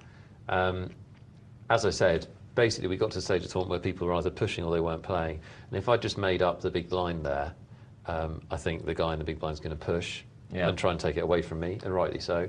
If I throw away my Jack 10, well, what am I waiting for? Most of the pots, Snowblind and Stack Attack have played to my right because they're playing aggressively, which is absolutely right. It's been passed to me, and I saw it as a chance to make some chips. Yeah, no, I don't think there's anything wrong with that. Sadly, I think the Ace King is the only question mark there. The Ace King? Yeah, I should have played that more aggressively. I think so, yeah. And that comes down to the mentality I had, which was probably wrong given the structure of the tournament, which I was playing to survive a little bit too much. And as Mark said, I think because these levels are so fast, if you get a chance to either push someone off a hand or make some chips early on, you've probably got to be willing to go out of the tournament and take it, haven't you? Yeah, yeah. You've got to go out there at the end of the day in these tournaments. You're going to have to put your chips at risk. I think you're not going to get away without putting them at risk because the structure is so fast. So, whether you do it halfway through or at the beginning or around the bubble, I don't think it's neither here nor there. Yeah, I think learning points there. At the end of the day, poker was the winner. Let's go back to, the single table tournament, Sans Me. And all the better for it, I'm sure. Stack attack's all in. CR's all in. This is going to be carnage now with these blinds. And CR's out flopped him. Stack attack is a king, queen, ace, 9. Lots of outs. None of them happen. No, he's taken a few of his chips, hasn't he? Yeah, he has.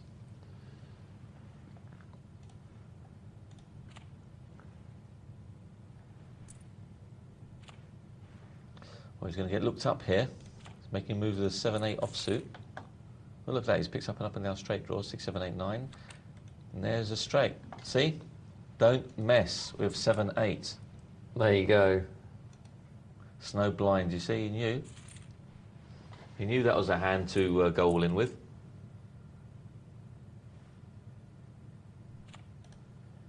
He's been listening and learning, unlike me, hasn't he? He has. That's the thing, you see. This is what you need to do. It's all well and good just commentating and talking, but you know you've got to do some listening. What? Oh, listening. You're right. Mr. Perfect limps on the button. Stack attack's all in, so that's why he's limped, and he's thinking CR and him can just check this down. But CR doesn't want to play. And Mr. Perfect's probably being abusive in the chat box. As I said before, guys, big love to all of those that were supporting me in the chat box. Respect. Your emails will always be read out. To those of you that were abusing me, your emails will never be read out. And I wish you 1,000 bad beats. Per session, actually. I don't think that's unreasonable.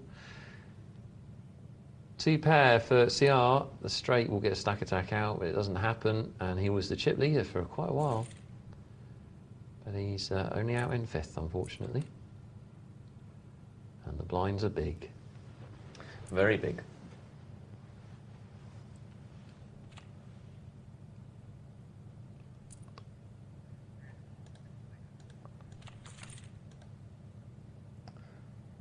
So top pair for Snow Blind was top pair, and now Mr. Perfect has top pair.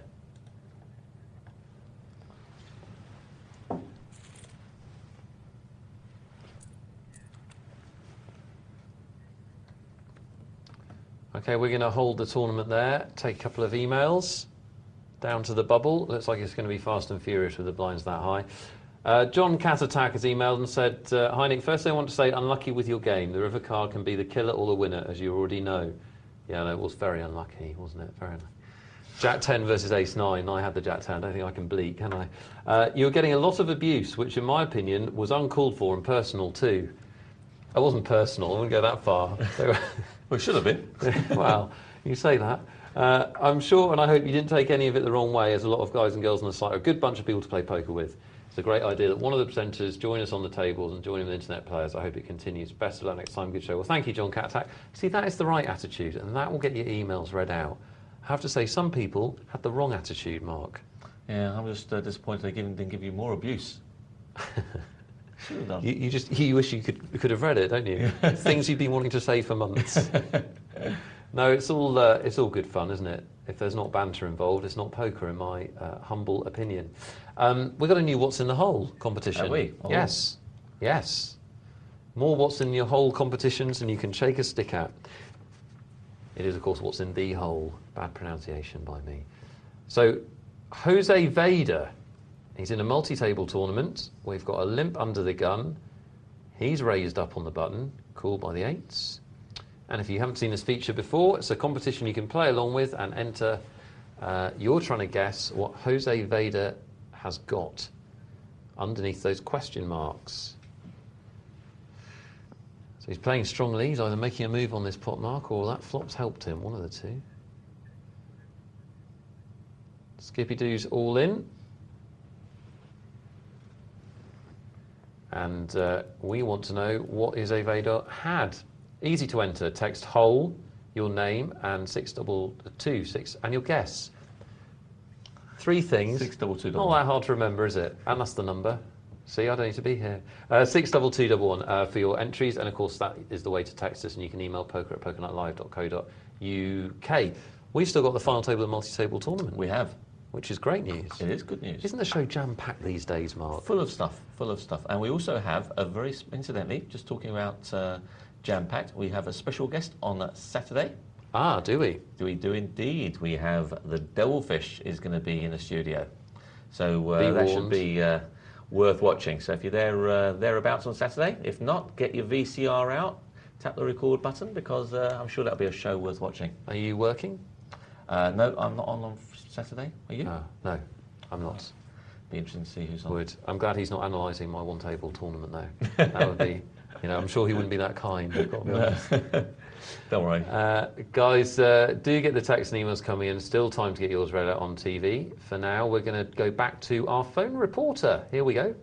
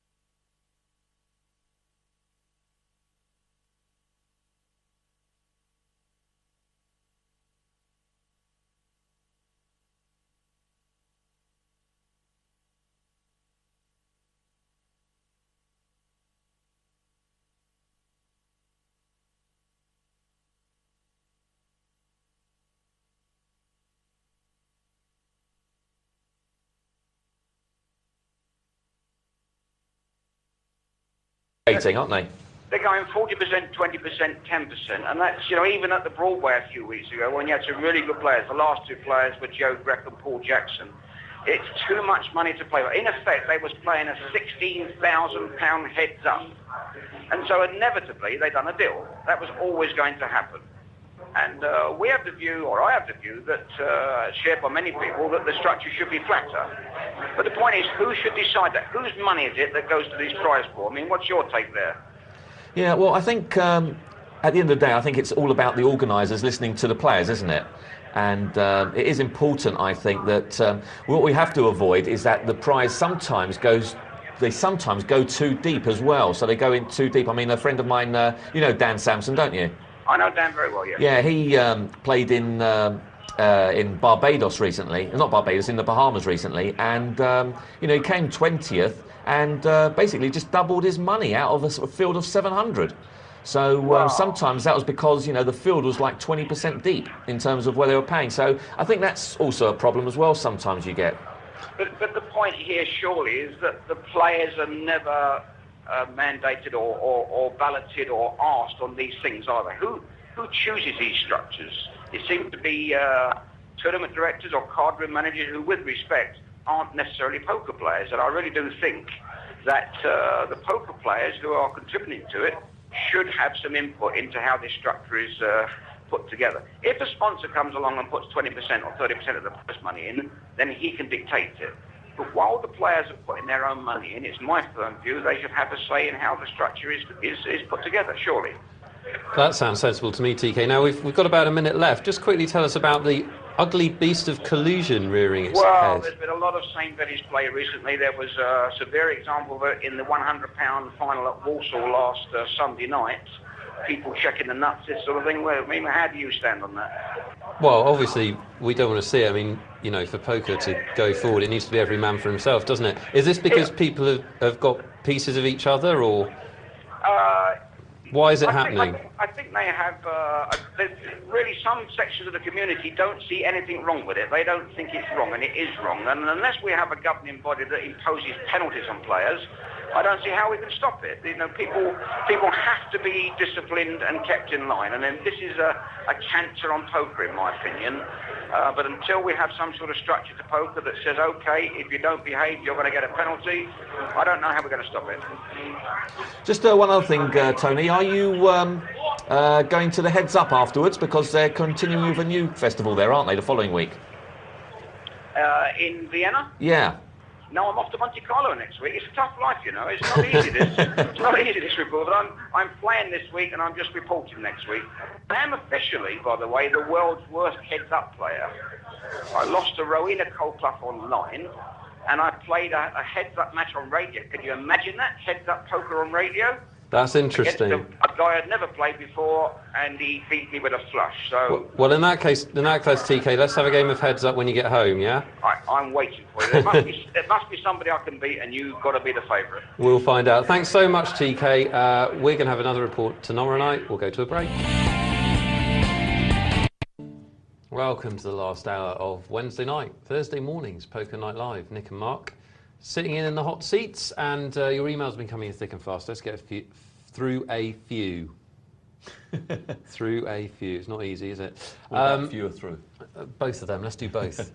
Russell's emailed in and says he's enjoying watching the pros and presenters play tournaments. Sometimes hard to tell one from the other, isn't it? Gaining a lot of insight into your thought processes. A quick question. When the blinds were 8160 and snowblind raised to 540, you had a pair of pocket fives and just under 1,000 in chips. Did you consider going all in at that point? Because I think I would have at least considered it. I didn't, Russell. Couple of reasons. He's raised to 540. I've got 1,000 chips. If I go all in, he's going to call. That's almost guaranteed. He's got 3 to 1 on his money. He must have some sort of hand. So basically, I'm going all in with a pair of fives. Best case scenario, I'm 50-50. And I'm calling at 50-50. I don't want to be doing that in tournaments. Worst case scenario, he's got a pair and I'm in all sorts of trouble. There's a concept in tournaments called first in equity. You can call it lots of different things, but basically you want to be the first mover into a pot. You want to be the raiser that asks the questions to the other players. You don't want to be calling for all your chips unless you're certain you've got a big advantage or unless you've got no other options. So no, that's not a play that I'd want to make very often. Mark's nodding next to me. It's pretty. Yeah. It's not where you want to be. That's the key thing, isn't it? A lot of people think, well, you're not calling, you're raising, but he's not. He's actually calling. The guy's definitely going to call him. So, in other words, all Nick is doing is calling. And if you bear in mind that, what's he going to be up against? Even if he's up against 9-4, 9-6, you know, you're still 50-50. So, it's not a very good scenario to be in. So.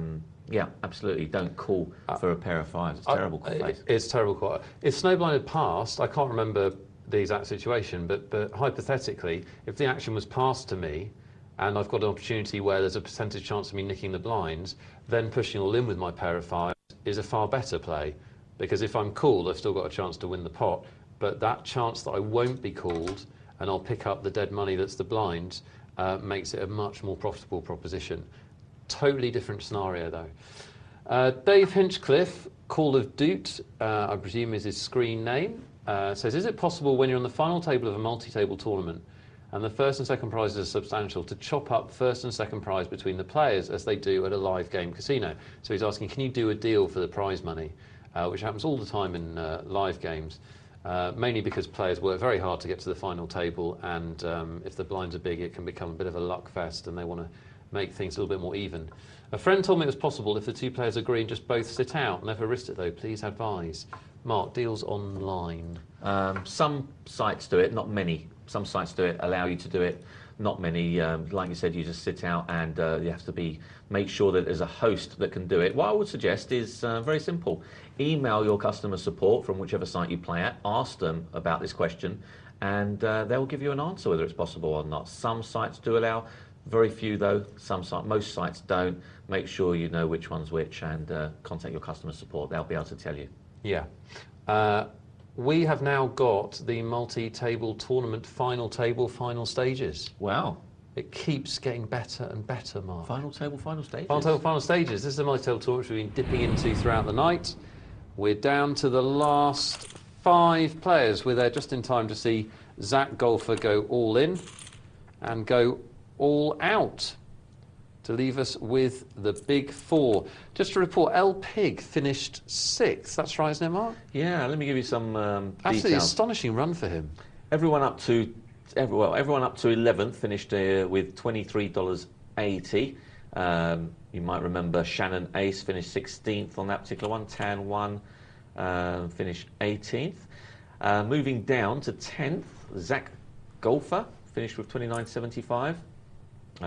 SS Snakey 9th with 41. Maverick 75 with 59 in 8th. Toto Leonardas. Well, Leonardo he's Probably got not. here. Probably not him. Finished 7th with $83. El Pig, which you mentioned a moment ago, who's been had a fantastic run, hasn't he? Last few times I've seen him, he's finished in the money quite a few times. Well, how many times have you seen him in the money now? This will be the second, and I've only Yeah. in the last 2 days. Yeah, and I saw him win last week. So it's at least 3 final table. Yeah, which For is LP. Great not run. easy to do. Yeah, not when there's over 200, 300, 400 runners each time. So that's very, very impressive. 6 for El Pig, $119, and 5th was, as you just saw, was Sir Bettelot. So 4 players left. The blinds at 1,500, 3,000. El Razor contemplating moving in. I think he should have, but it's easy for me to say from up here. And I've got one big stack. Viduka there taking another pot down, dominating the stacks. Yeah, he's in a very powerful position, isn't he? He's almost got 40 times the big blind. Yeah. El Razor moving in and buying enough for another round.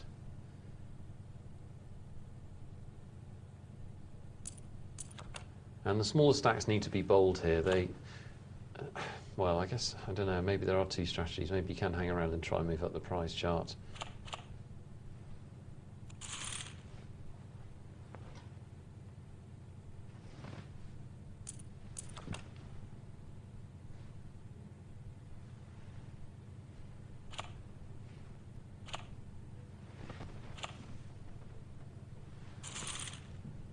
Viduka gets a freebie.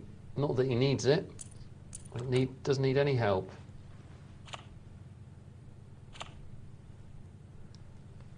I hope you've enjoyed tonight's Poker Night Live, guys, and got a lot out of it. This is the final stage of the multi-table tournament.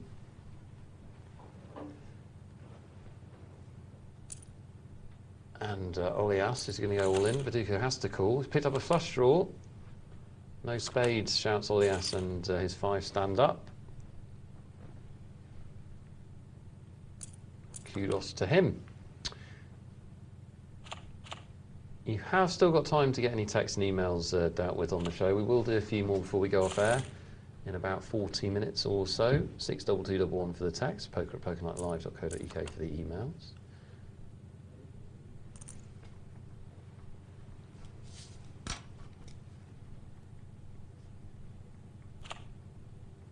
Viduka now toying with them as a cat plays with a ball of string. Just double the blind raise there.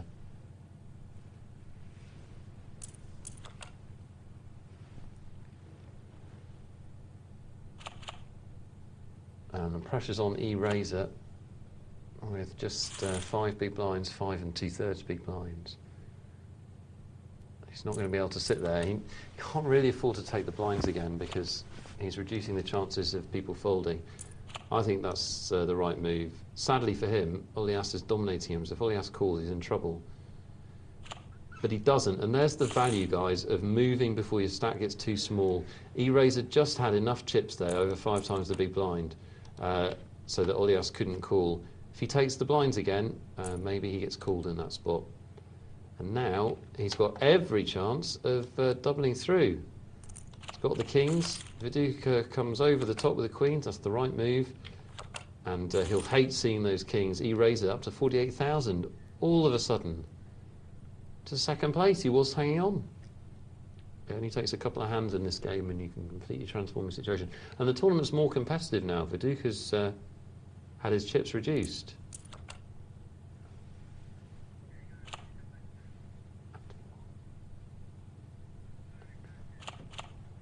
And apologies, guys, we've jumped to a different multi-table tournament table.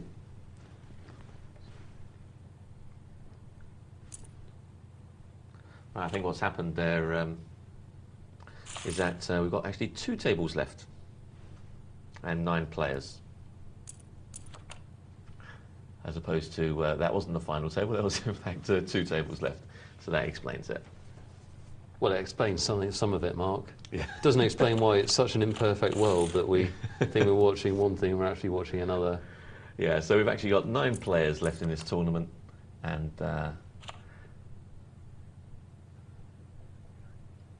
Yeah, yeah, it's definitely 9 players left, and we're on to 2 tables, so these guys are battling it out for a final table.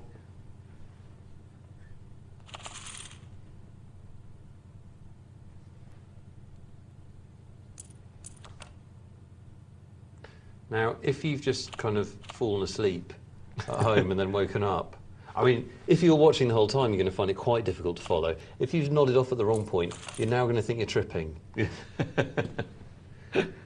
Yeah, that's definitely the case. Sorry, guys, as I've said before, bringing you these tournaments is not a simple exercise. I know most nights we can do it without a problem, but it is a difficult thing to do, so bear with us from time to time. We do have slight problems. And we thought we were looking at the last few players. We're actually 9 players strong. Yeah, we're waiting for one more player to go out to get to that final table. Of course, our final is 8-handed. Yeah.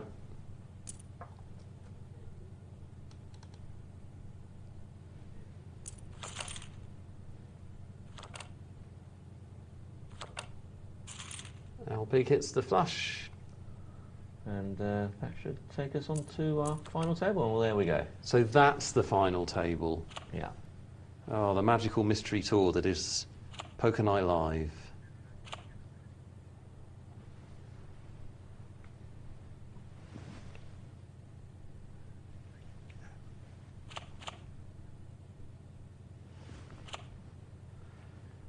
Ace Queen for Maverick. And that's good enough.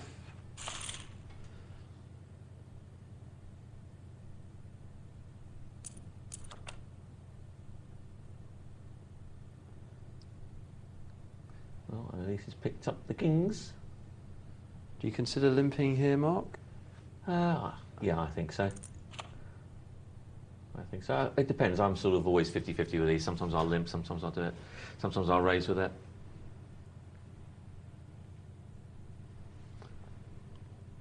Hard, tough one. Be nice to accumulate some chips.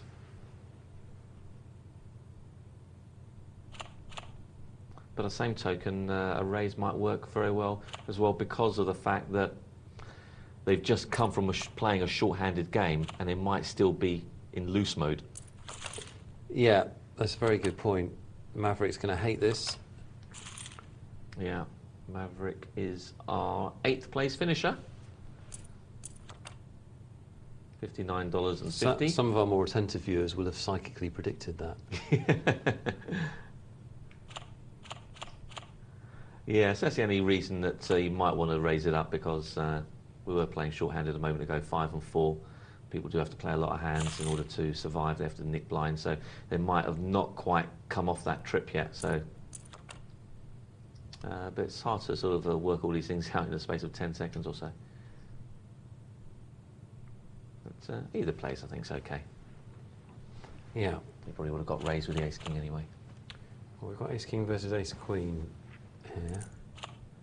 And I've got no problem with passing Ace Queen in this spot. Yeah, he's not going to pass, is he? No. He'll pass now, unless he's trying to hit a 10. Let's see how cheap he makes it for him. This is a horrible flop for Ace King, so he wants to try and win it immediately. So, yeah, he should just push here, shouldn't he? And not yeah, mess I about. don't think you should be giving him chances to draw out. No. No. Yeah, I'm not sure about playing Ace Queen there, just because you're out of position for the whole hand, and you don't know what Viduka's holding, and he's got you covered. You know, there's not much going for you there, except for 2 high cards. Well, we're down to 7 players. 7 players battling it out for top prize of $714. This was a $10 multi-table tournament. 238 entrants, 20 places got paid, and 7 battling it out.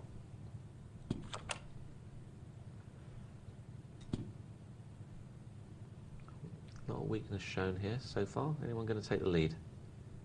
Toto's in the best position to do that. He's had a couple of checks on him already. What does he want? Now, Elise is in position to do that. Pot for sale. Who Yeah, will buy my lovely pot? Nobody. Neil's jumped to the lead. And Noel's going to look him up here, I don't think.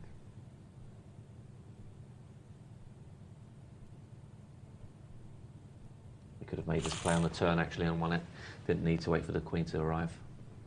Once he's seen everyone checked around to him twice, he's first to act on the river, on the turn.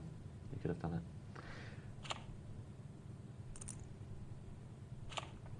Well, Viduka with a king-jack making a play.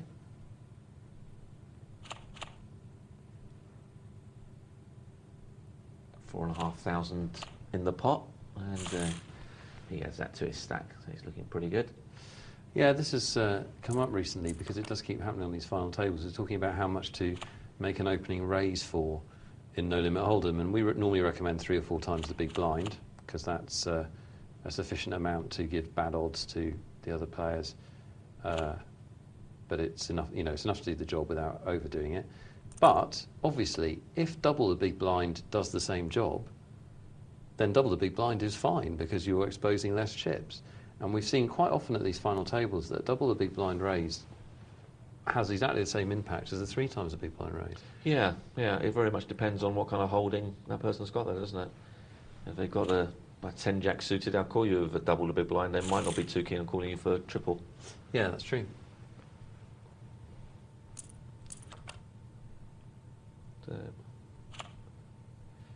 I'm a bit of a opening raise traditionalist, if I'm honest. You like your 3 times? I like my 3 times, and I try and be consistent with it. And I think that's as deceptive as varying your raises, to be honest. Mm. Yep, no, I quite like 3 times. I think if you're consistent, if you're always doing the same thing, it's impossible for anybody to put you on anything. If you vary your raises, you're playing a slightly dangerous game because it's possible for people to pick up on patterns in your play. They may not be there, you may be an expert player and you may not have any patterns, but you are exposing that possibility.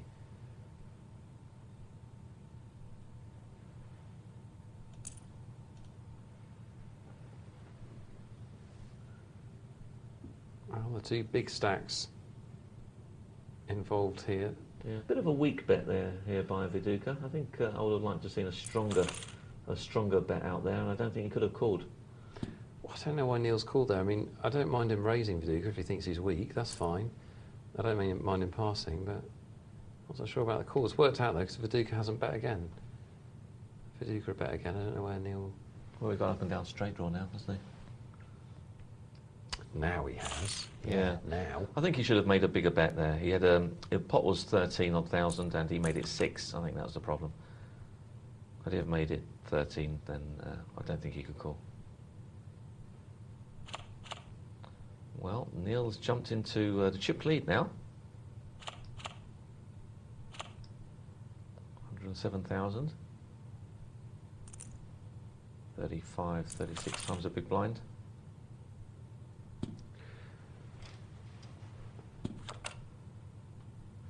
Now here's an area where you see a lot of players do this, and I don't understand why Viduka is in this hand. I think when the action's passed round to you and you're in the small blind, he's won the pot, that's not really my concern. My point is, if the action's passed round to you in the small blind, if the blinds aren't a threat to you and you don't have to accumulate chips, there's no obligation on you to try and steal the big blind. But a lot of players will try and do it with any 2 cards. Well, that's fine when it works, but when it doesn't, you're putting in 3 big blinds with a substandard holding out of position, and you get involved. And you see players get involved and lose chips that they just didn't need to lose. They could just have chucked their cards when they're in the small blind. It's different if the blinds are big, and we see Olias and Neil going at it here, and Olias is going to double through, Neil.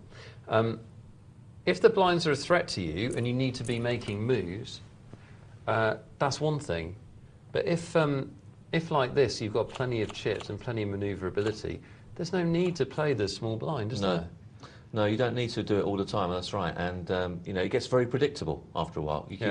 And the problem is that you know, when you're playing this kind of game, the cards come round thick and fast, and you're not always going to have a big hand where it pays off for playing so loose. Not so loose, so aggressive, really, pre-flop. So I think you're right. You know, it's important that you know, you temper and adapt the way you play, and you change, you know, vary your play. Yeah, definitely. So, yeah. I think it's a general point that people play too many hands out the small blind anyway. It's, you know, as you said before, Mark, and you said at the top of the show tonight, position is so important. One of my favourite poker quotes is that Doyle Brunson says, if you gave him the button every hand, he would play blind. He wouldn't even. He could play blind and be a winning poker player, make a profit. As long as the other players didn't see that he was playing blind. Yeah, yeah, absolutely. Position is so important in this game, and if you're playing small blind, you're going to play the entire hand out of position, and that is a big handicap. It is, absolutely, it is a handicap. And the problem is that if there's no raise, people think, well, it's only half a bet. Well, it's only half a bet to see the flop, but then you can get yourself involved in some marginal situations which end up costing you a lot more than half a bet. Yeah. So this is the problem for me. Yeah. Ironic, it's funny actually, isn't it? Because I don't tend to play a lot of small blind scenarios in tournament play. Yeah. I do tend to play them in cash games. Okay. And I was having a look at my, as I said, my poker tracker stats, and it was the, oh, we've got hand developing here. So Bettelot just folded jacks. Did he? Yeah, I'm sure he did. I could have misseen, but I think that's what I saw. He didn't want to bet a lot. Pressed the wrong. If that's true. Yeah, pressed the wrong button. Sorry, Mark, you're saying. Yeah, and the small blind is my second most profitable position. Well, that's just bizarre. Another button. Well, I play it quite well, I must admit. Well, if you play that well, you must be playing the other positions not as well. No, I'm playing that position particularly well. I think. But you can't possibly have an advantage out of the small blind. Oh, you do. Well, that's just your advantage is on the turn, not on the flop. That's the difference. That's where your real advantage is. Or where the advantage can be is when you've got someone making a button steal on the flop. Right. So, but you've got to have. You've got to read. You have the small situations. blind, and I'll have the cut-off, and we'll play. Okay. We'll see how we get on. Nines, ace, queen, ace, king. LP comes over the top of the ace, queen. He doesn't want to see anyone else in this pot, but he may do.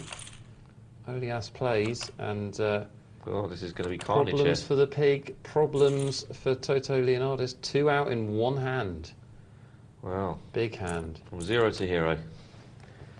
That was a big hand. It was. Well, we've lost 2 players now, so we're down to 5.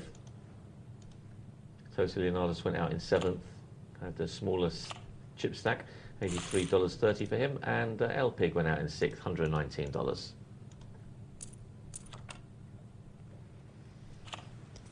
Goodbye to the pig. Yeah, I think we're still on 2 tables. I think there's another table. Stop it, because well, Sir Bettelot has a good situation here. Can Neil get away from this?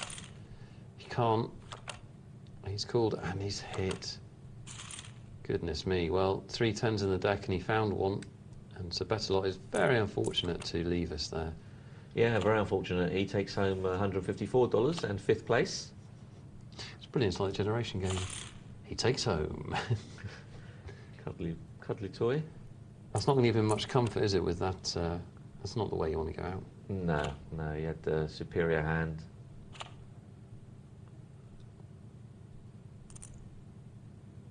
Can't really like Neil's call there with the ace-10, but worked out for him. Yeah. Oh, he's a non-believer, isn't he, here? And he doesn't want to believe that he's got the king.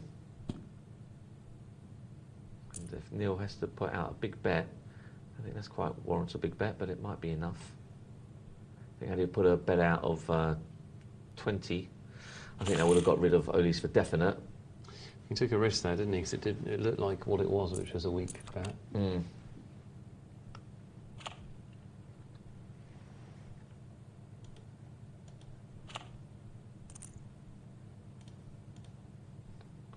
Olis, Neil rather applying some pressure onto Olis, and it worked out okay for him. Viduka and Eraser just biding their time, hoping that maybe those 2 on the right-hand side of the table can get involved with each other. in a non-romantic way. Well, you say that, Mark. Let's not cut off possibilities. The night is young. You don't know what's going on in the chat box.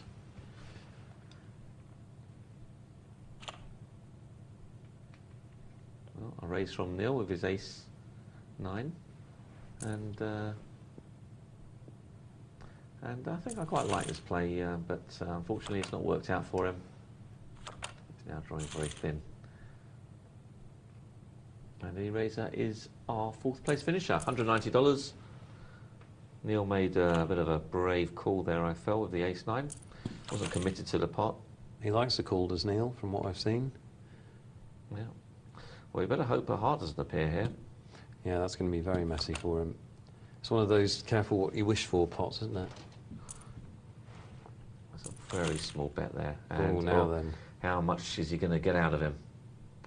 That's the problem with position, isn't it? He doesn't quite know how much to bet. And Neil just calls on the end. Yeah, well, at least he only did that. It's a good call on the end, really. I mean, Yeah. I think the fact it was so low. it's obviously the right thing to do, because if he is beaten, well, if he raises, if he isn't beaten, Olias is almost certainly going to pass anything that isn't beating him, isn't he? That's one of those river principle situations, I think, where if Neil's raise there, if Neil's raise there, it has no value because he's only going to be paid when he's losing, I think. Yeah. With the flush so visible. We're three-handed for the money, and it's worth winning as well. First place over $700, and it was only a $10 buy-in. Yeah, second pays out $464, and third plays out $285. So a nice return for those guys. That's fair enough. They've beaten over 230 other players to get this far. Whatever happens now, Mark, they've had a great day. They've had a pretty good return, yeah. And it's not bad. They've been playing, what, 3 hours or so? Well, you've got to look at return on investment, haven't you? It's third place is 28 times the buy-in. Yeah, which is a pretty good return for a tournament buy-in these days. Well, it's got the king high flush draw as Elise. You might believe that's enough, and Viduka has a flush draw, but an inside straight draw, and Which he's is picked hit. up.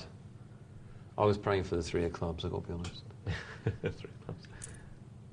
That would have been fireworks there, wouldn't it? Who would? Well, Olios Actually, has to fold, and the stacks are now competitive. Anyone's tournament. Well, any of these 3, really. Don't like the chances of anyone else. Olias folding the 7-8 offsuit. Mug. No good, is it? When will they learn?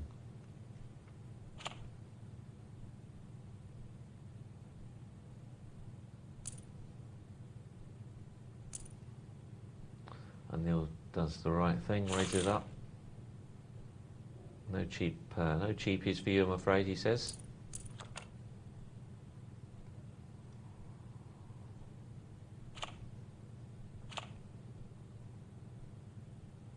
Very disciplined fold.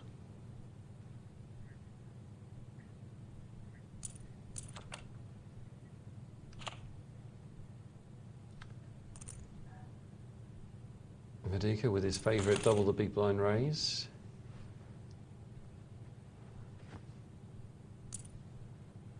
And that should be good enough, it is.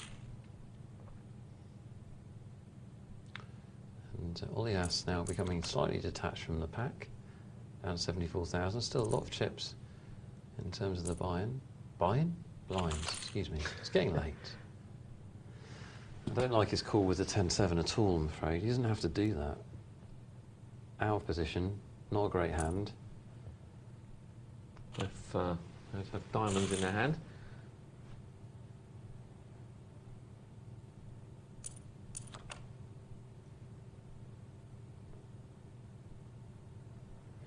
It's going to be a walk, possibly, for Viduka. But Alice is interested.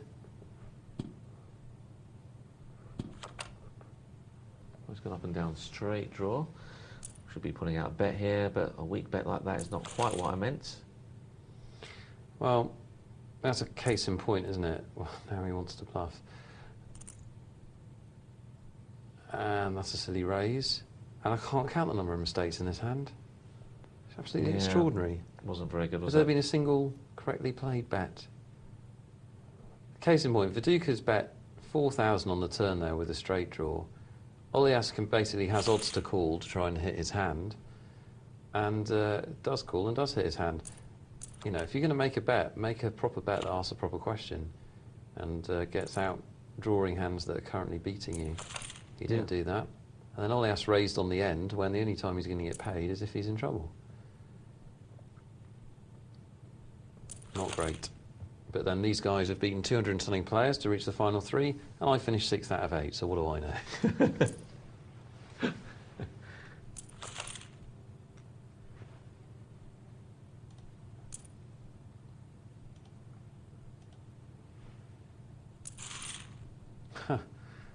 Well, that's an inspirational call. Yeah, King high. He's been playing with Viduka for a while now, and we've seen it as well. Viduka makes a lot of moves, doesn't he? And I don't think Olias believes him anymore. No, he's a non-believer.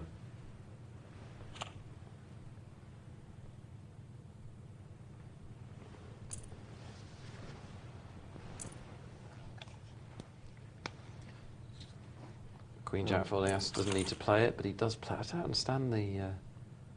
these guys don't put down hands to re-raises, and it's just Queen Jack out of position with him, just doesn't need to get involved, and that's 24,000 chips that have gone Neil's way. Just don't understand the thinking there, really. Oh look, the famous 7-5. How is that famous? That's what a hand for me. 7-5. That's another good hand for you.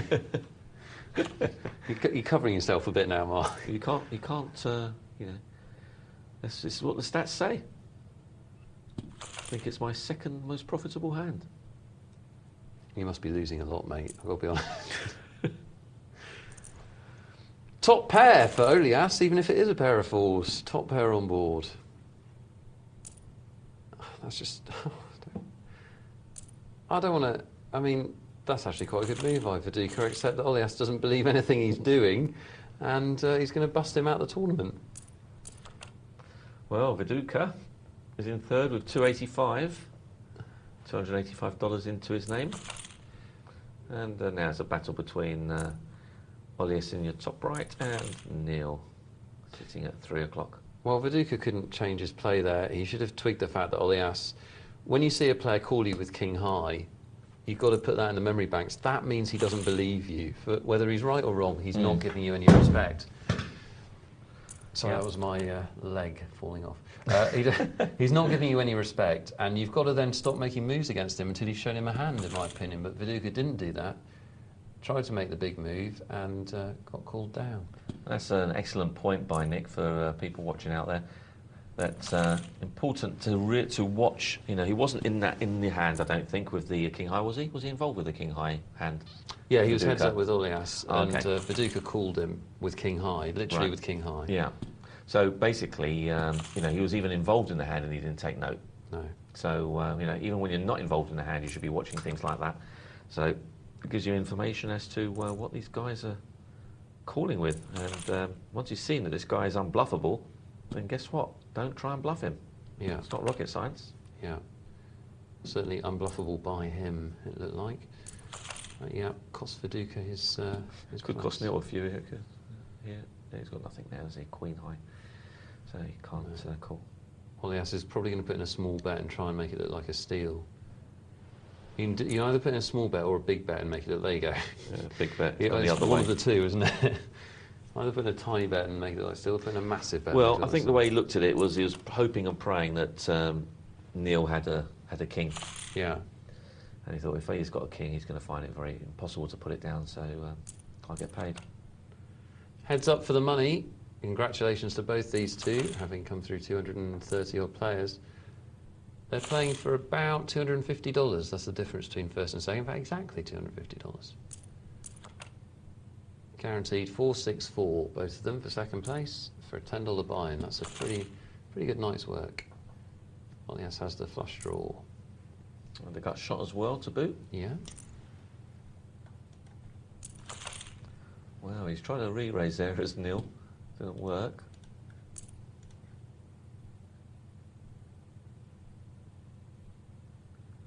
Yes, is wondering, shall I call, shall I raise? Selected to go for the call option. And Neil is probably thinking they can't win without betting. Of course he can win because he's actually in the lead. Yeah, it's a funny old thing, heads up. And look at this, after several hours play, all the chips on the table between two players, and before those blinds they were separated by about 200. You can't ask for more drama than that.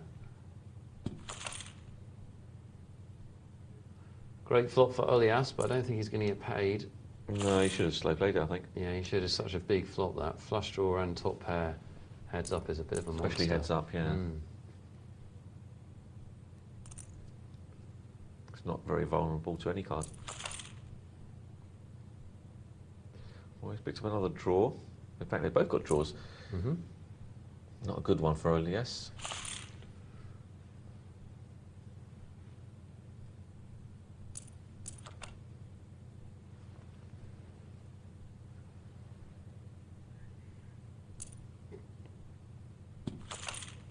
Pair of twos, heads up. What an awful hand that is.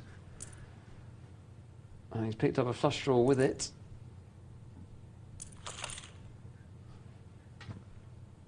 I don't know how Olias can call there. No. Oh, I thought it was a really good raise by Neil. Very bold. Yeah. He's made a couple of them, hasn't he? Yeah. And he's also got the guts to follow through on it. Yeah. Well, he had a draw, so he was a semi-bluff. Did have an up and down straight draw. Still strong play, I think. It was, yeah, especially with three spades appearing on there. Olias did have the two of spades, but I'm sure he wasn't thinking that that was winning. I mean, obviously, if somebody flops cards on you in heads up, it's going to be very difficult, but that doesn't happen too often. Really, obviously, Mark, you're an excellent heads up player. It's really about asking the question, isn't it? It's about you being the one to put the tough decisions to your opponent. Yeah, it's about putting tough decisions to your opponent. It's also about you know, getting a feel for how they play and then making adjustments to counteract it. So they're fortunate in as much that in here there's a lot of play at this table, so they don't have to do anything too rash. They don't have to put they don't have to put big bunches of chips in pre-flop. No, they really don't. I was talking with Tom the last time I was on with him, with Dr. Tom, and we were saying that poker's a beautiful game. It's a beautiful thing because there's no strategy that you can employ that there isn't a counter strategy for. And that's heads up, you see that in its purest form. There's no foolproof way of winning that can't be combated. And you're absolutely right. It is about playing the player and playing their style and finding the weaknesses in their style. And when you do that and you set a trap in heads up and it pays off, it's a pretty good feeling.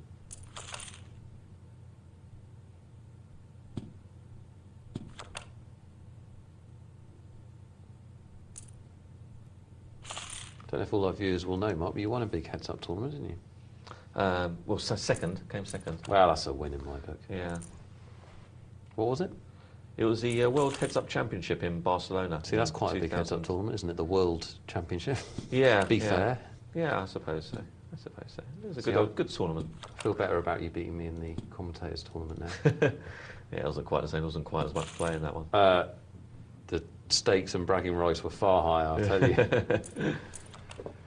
Oh, these two are slugging away. I hope we get in the end of this tournament for you guys. It's we've got about 10 minutes of the show left, so I reckon we're about 50-50 whether we do or not. It's the old story with no limit heads up. This could go on for a long time, or it could be over in the next hand.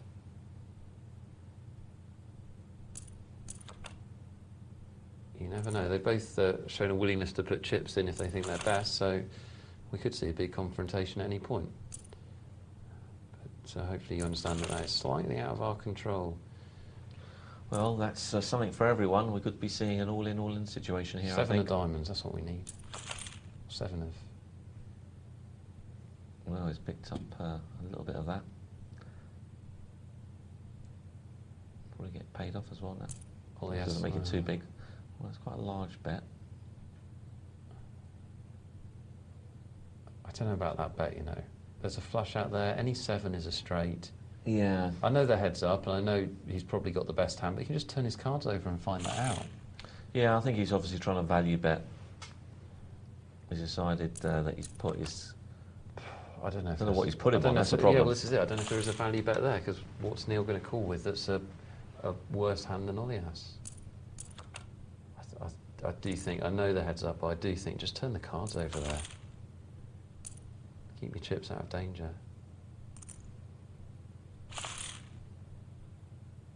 Olias takes the lead. But for all intents and purposes, they're pretty even. Obviously, Olias could make an all-in mistake and still fight his way back. Neil made an all-in mistake and his tournament's over, so there's a slight difference.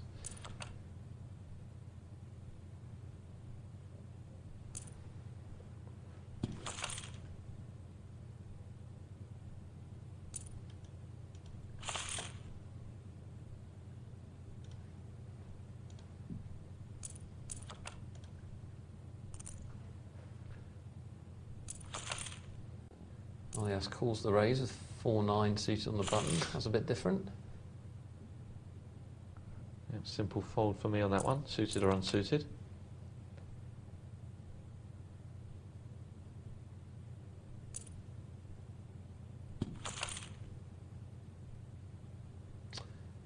Straight draw for Olias. Which In fact, they both got straight draws. Not a good one for... Olias has got the nuts, and he's hoping that Neil's got something.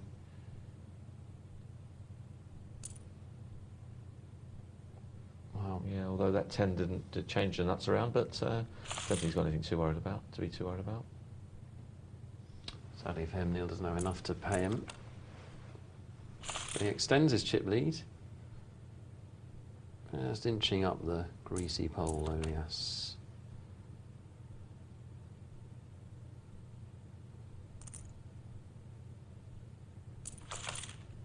Doesn't want to put a hand down, does he, Neil?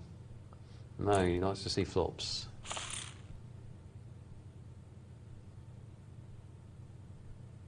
It's not working for him at the moment because he's slowly going backwards.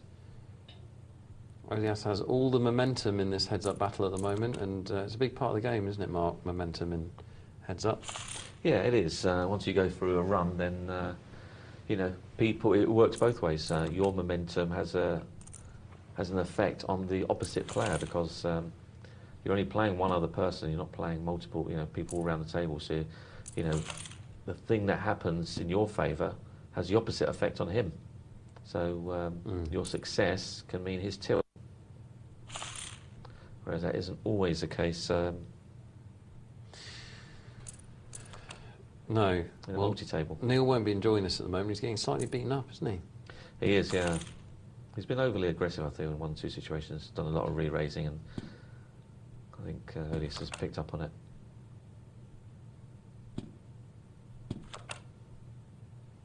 Anyone want to try and steal this little pot on the river?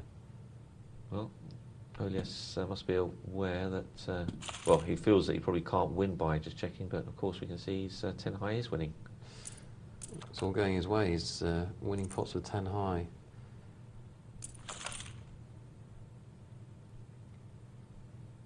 The straight draw for Neil. Olias is ahead for the moment.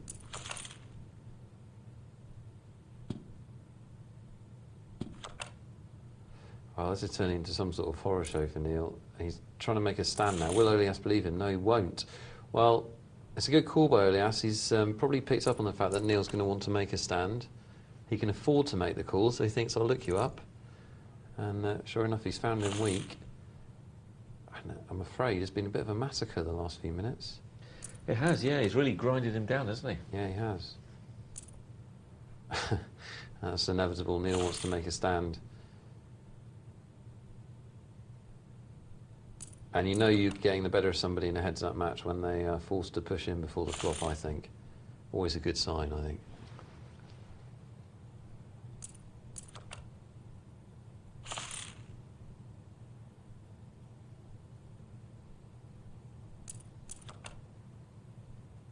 Well, Neil's looking for a way to get back into this game. He's fortunate that he's still not desperate. I mean, he's getting a bit close to that now. He's got a little over 10 times the big blind, but